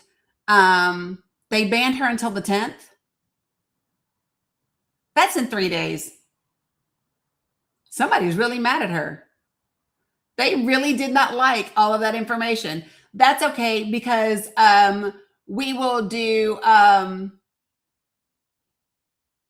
yeah. DEIA, so diversity, equity, inclusion, and accessibility, right? So, oh, Terry, well, no, it just means that anybody that's going by, right? And I know that I have moles. I don't really care. Like, but here's the thing, folks. I also have a podcast. I'm literally going to download this and take the audio and put it on the podcast. And I'll invite her to do a podcast episode with me. I've started playing around with the idea of going live on my podcast at the same time that I'm live on here. And I just wasn't sure about whether I wanted to do that or not. But no, like that's done. That's a given. And so here's the thing, right? No matter what, the information is going to get out. You can't, there's just no way, folks. I just need for people to understand that the time that we live in, the information is going to get out. And you can't stop that. We will never go back to a time where you could control the narrative and make up the history and frame it however you want. It's things that we're in a different day and age everywhere, Heather, everywhere. I haven't put an episode out in a couple of months, though, in a few months, because I was working on Project for the People. And so that's why, right? And, but no, it's time to find a little bit more balance, so that I can get an episode out, like once a week. Right. And so, but the reason I was saying that this is the reason why we need our funding and education and all of that. Bella was born weighing 1 pound and 3 ounces. And And so she has a support team at school, right? She has a support team. She has a regular teacher. She has her special education teacher. She has her speech teacher. She used to have occupational therapy as well. And all of these people are a team, right? I love that, Heather. And the thing is, like, she's really smart. She reads like books, like literally like 400 and some odd pages book. Like, she's smart, but it's just the processing, right? So the name of the podcast is The Dani Cook Show. That's the name of the podcast. And so her teacher, like River Ray, she's in the 3rd grade, but she reads on like, I want to say 7th or 8th grade levels. So she's really, really smart. It's just a matter of the processing, right? Oh yeah, that's what I just said, Lanny. I'm going to invite Layla to do an episode on the podcast. But here's the thing. So her teacher just messaged me, and her teacher said, hey, just giving you a heads up. She's been testing all day. She's been trying to stay focused and stay organized. And I just wanted to give you a heads up. She may come home today really, really tired and exhausted. She may come home today like super hyper because she's had to be very controlled. But I just want to let you know, y'all, I love the fact that we have that type of relationship with her team at school, and they can tell me so that I can be ready for whatever is coming. Hey, Khadijah, so that I know how to support her. And this is what we have. This is what we should want for our children. This is what we should want for our children and our grandchildren all the way across the board, right? So I'm super grateful for her. She's just amazing and incredible. Yeah, right. She was like, I just want to let you know. I want to give you a heads up. Thank you. Appreciate that. So yep, exactly, Jamie. Y'all know ice cream is Bella's jam. So, and she's funny because she loves Dairy Queen the most. She loves Dairy Queen the most. Right, overfund education. And so let me tell you, so literally, so if you are watching on anywhere else except TikTok, the title today says babies and basic needs come before billion-dollar ballrooms. I'm going to say it again. Babies and basic needs come before billion-dollar ballrooms. And every single one of us is tired of this machine that is taking care of corporations and millionaires and a fucking ballroom and not taking care of our babies. Period. Right? And so, yeah, I'm so excited with Layla and everything that we've got going. And so, yeah, education is basic, right? And you know what's crazy, wise? People get mad here in the States because they talk about people coming from other countries and getting into our colleges and universities over us. It's because they have free fucking education, K through 12. And it's because they have real education and they have real information and global. So when they do testing for our universities, they're like, hell yeah, these are amazing students.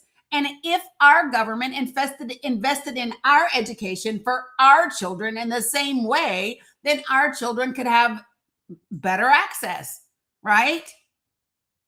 I'm just saying that. And if we got away from legacy students, right? So just saying. So I'm excited. Hopefully you guys are as well. She was an absolute fucking treat. I'm like very excited. Very, very, very excited. Yeah, education should not be a luxury. Neither should healthcare, right? It should absolutely be right. We should get priority facts. You can see the twinkle in my eye. Yeah, because I'm excited. Yeah, like I needed my cup filled, and I think I just needed that little, yep, you're on the right path. And that was great. So Bella told her to come over. And so that's how she made it over here. Yeah. So love that. 100%. Actually, Layla said that Bella did. Don't ask me, Tina. I don't know. I don't know. I know, Tracy. Well, she talks fast like I do. And I was like, ooh, yeah. Yeah, she did rejuvenate my spirit, and I needed that 100%. So yeah, my eyes were dark and sad. Yeah, it was a bit of a rough day, right? And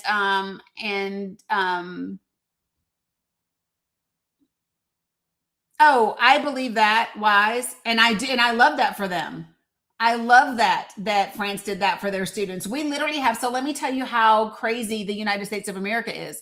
We literally have Republican governors that have refused federal funding for school lunches for when school is out. Like, that's how crazy it is, how partisan it is, right? Yeah, because the US doesn't. So listen, it's very partisan.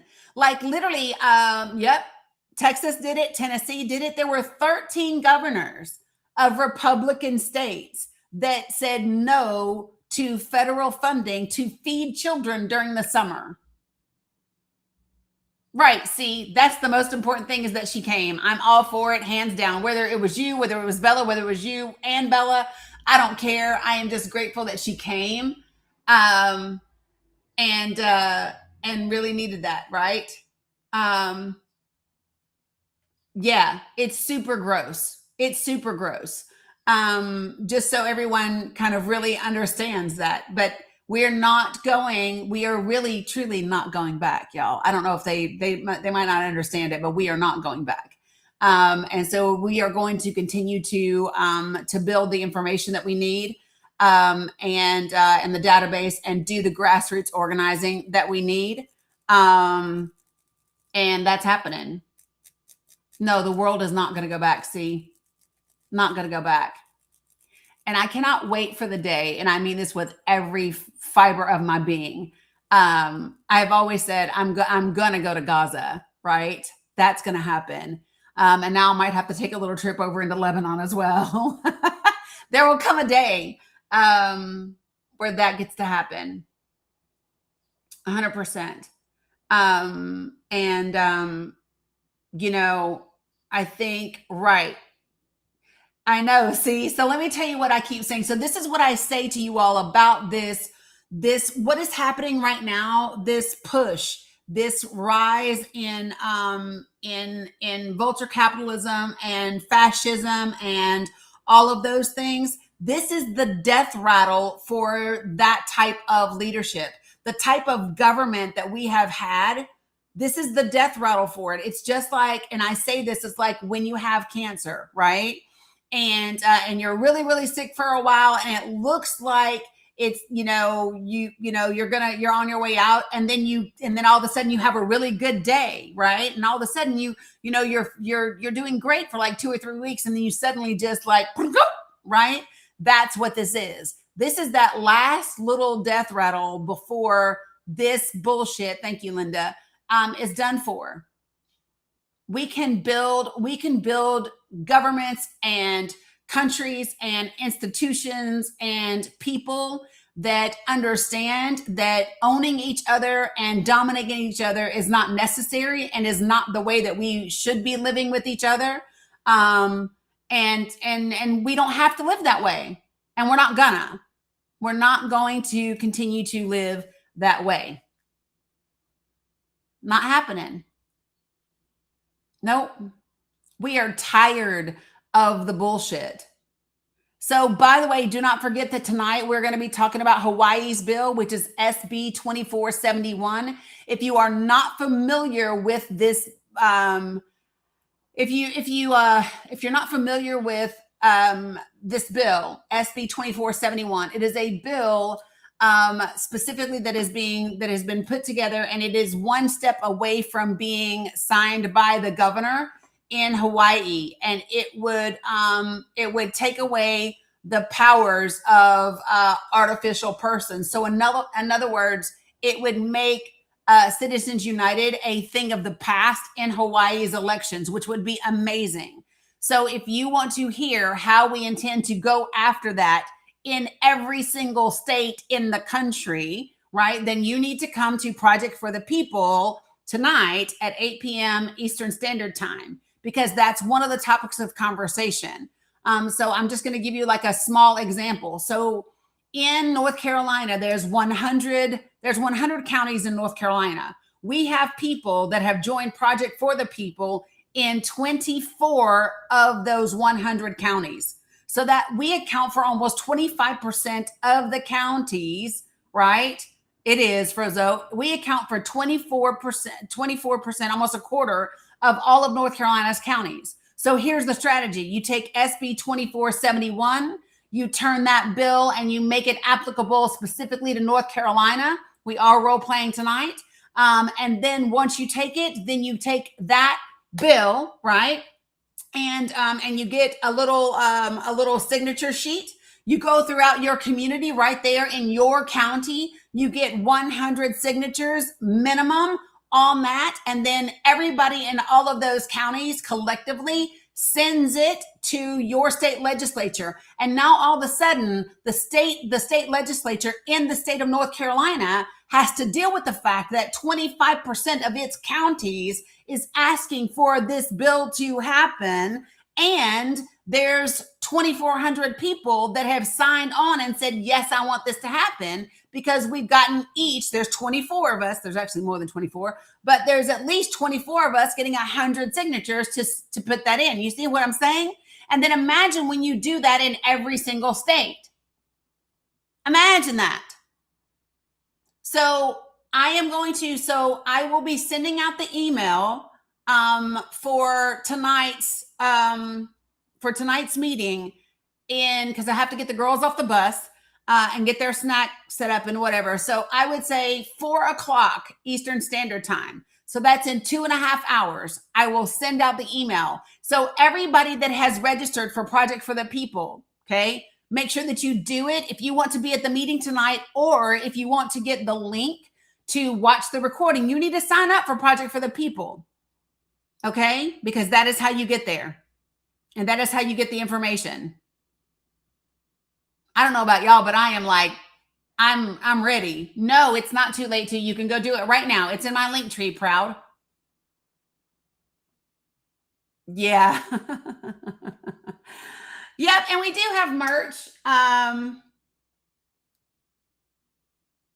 We do have merch that says Project for the People, and we have payment plans, like 100%. Like those are all the things that happen. Okay, Sandy, I got you. Salam, baby Mo. So all of those things are on the table. Yeah. You're going to hand out flyers now? Love that. Love that. Love it. And we're going to talk about like making your own flyers and what that looks like, and when is it appropriate to use the Project for the People logo and when it's not, those types of things, because we want to be careful that people don't put the logo on things that doesn't include everything that it should.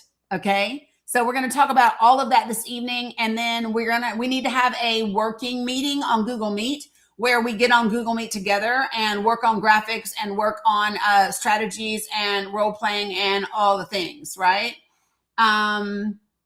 So yes, you can, Lucid. It is the second link in my link tree. It is the second link in my link tree. She was asking about merch. You will not be able to view it on Facebook. You mean the meeting tonight? It will be via a link because we're meeting on Google Meet. Oh, we got this, proud. 100%. I'm from Northeast Tennessee. So I feel you. I know you, but no, it is 100% doable. And the facts support what's happening in your area. And it will make it so that people have to listen. 100%. Okay. I know we were supposed to do a Pally panel, but I wasn't expecting Layla, and I know that we have run out of time, but we can absolutely do one tomorrow. So everybody that is going to be participating, you can go ahead and recharge your TikTok coins, and appreciate you guys. And also, you can go to my link tree. There's a whole section that says Palestinian support links. I'm not in Tennessee, but I am from Tennessee. My mother still lives there. And so there are people that are in much of Gaza is in dire need, but some of the friends that I know are in there. So Sweet Dark, you go, click my little thing, go to my main TikTok profile, and click my link tree, and it is the very first link in my link tree. That's what it is. It's the very first link in my link tree. And it says, join Project for the People, sign up here. And then you put your information in. Everybody should have gotten an email that showed you the counties and contact information for the people in your state that are in counties around you, so you all can now collaborate. You can get together and all of those types of things. So be there 8 p.m. Eastern Standard Time and be sharp. Heather, when did you register? Because I sent those out, like, I don't even remember now, but definitely like days ago.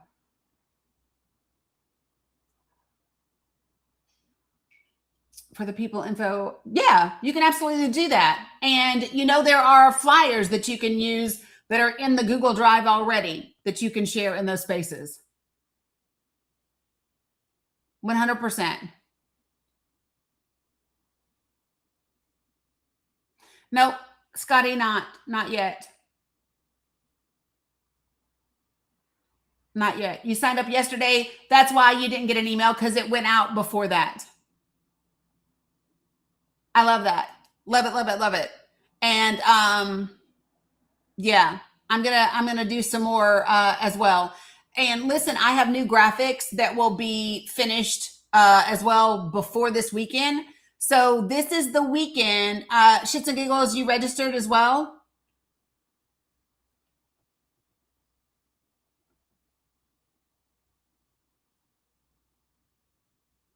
Yeah, absolutely. And remember, that was the challenge from our last meeting, was that everybody that was at the meeting last time needs to be coming today with a new person with you. Okay, then you should have got it. Do me a favor, go into your mail and search for Dani, Dani, and you should see it. If you didn't, let me know tonight.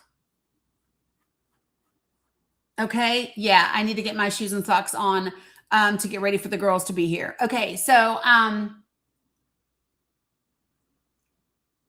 I do, Wise. That would be amazing. Yes, I do. 100%. Tonight, 8 p.m. Eastern Standard Time. Yes, I do. Data centers is one of the things that we want to put out on flyers in our communities and on online messaging and things like that. I really want people to understand that they literally want to make land with natural water sources be a hot commodity, and there are private investors buying the rights to your water right now. Fuck them people. No, you do not get to buy water. You do not get to, no, we're not doing that. So, no, you can do it through messages. That's fine. Yep. Or you can even send it through like Sandy or Cam, one of the moderators too. But no, you can send it to me. Yeah. Mineral and rights and water rights. You got it. I love it, Auntie Tinker. I love it. How can you find me on Facebook? Same name, just Dani Cook, the Dani Cook. So at the Dani Cook. All right. Appreciate it, Wise. Okay, folks, I'm going to get off of here. I need to get, I look, I need to check my bank accounts because I know Bella's ass is going to want some ice cream. Oh, I know. Yes. So yeah, I got to figure it out. I got to figure out the Dairy Queen life for her. But listen, if she's been testing most of the day, that's really, really difficult for her. It's really difficult for her. So the fact that she sent me a message tells me it is a Google Meet meeting. It is a Google Meet meeting. Yeah, Jan B, that's her favorite. That's her favorite. Appreciate you, Carla. Carla, I hope that you love the extra things that are coming your way. There is a link to come tonight, and I'm going to send the link for the meeting tonight at 4 p.m. Eastern Standard Time. No, she either does Reese Peanut Butter Cup or she does Cotton Candy Blizzards. and Mila either does Oreo or cotton candy blizzards. That's what they do. So you will get an email from me. I'm going to send it out around 4 o'clock. So just be ready. Look for your email sometime between 4 and nope, you will get it automatically if you have already signed up. And when you signed up, you gave your county, you gave your you gave your county, you gave your county, city, state, then you're in. Yeah, Dominic's the M too. He's the Oreo too, Brandy. Yeah, I'm a Reese peanut butter cup girl. That's me. I'm a Reese peanut butter cup blizzard girl. So if you sent that information in, you do not have to sign up again. I've already got you. You are there. We are ready to go. So yeah, so I'm excited. Yeah. I'm excited, y'all. Now you have to try cotton candy blizzard. Yeah, my grandgirls swear by it. So, all right. So love you guys. Mean it. I will see you tonight at 8 p.m. Eastern Standard Time. Appreciate you, Carla. And you too, Lucid. So tonight, 8 p.m. Eastern Standard Time on Google Meet. So you will get a link in your email. And yeah, I needed that. I did, Terry. I needed that. So that was perfect timing from Layla today. Super perfect timing. And then I will be live again tomorrow on TikTok, and we will be doing a Pally panel tomorrow on TikTok. So be charged up and ready to go. Okay. All right. Love you, minute people. Love you. Oh, TikTok. Go up here on this little red heart. Make sure that you click it and collect your points. You have points to claim if you're on TikTok. You guys, love you, minute. Thank you for watching. And I will see you all later. Okay.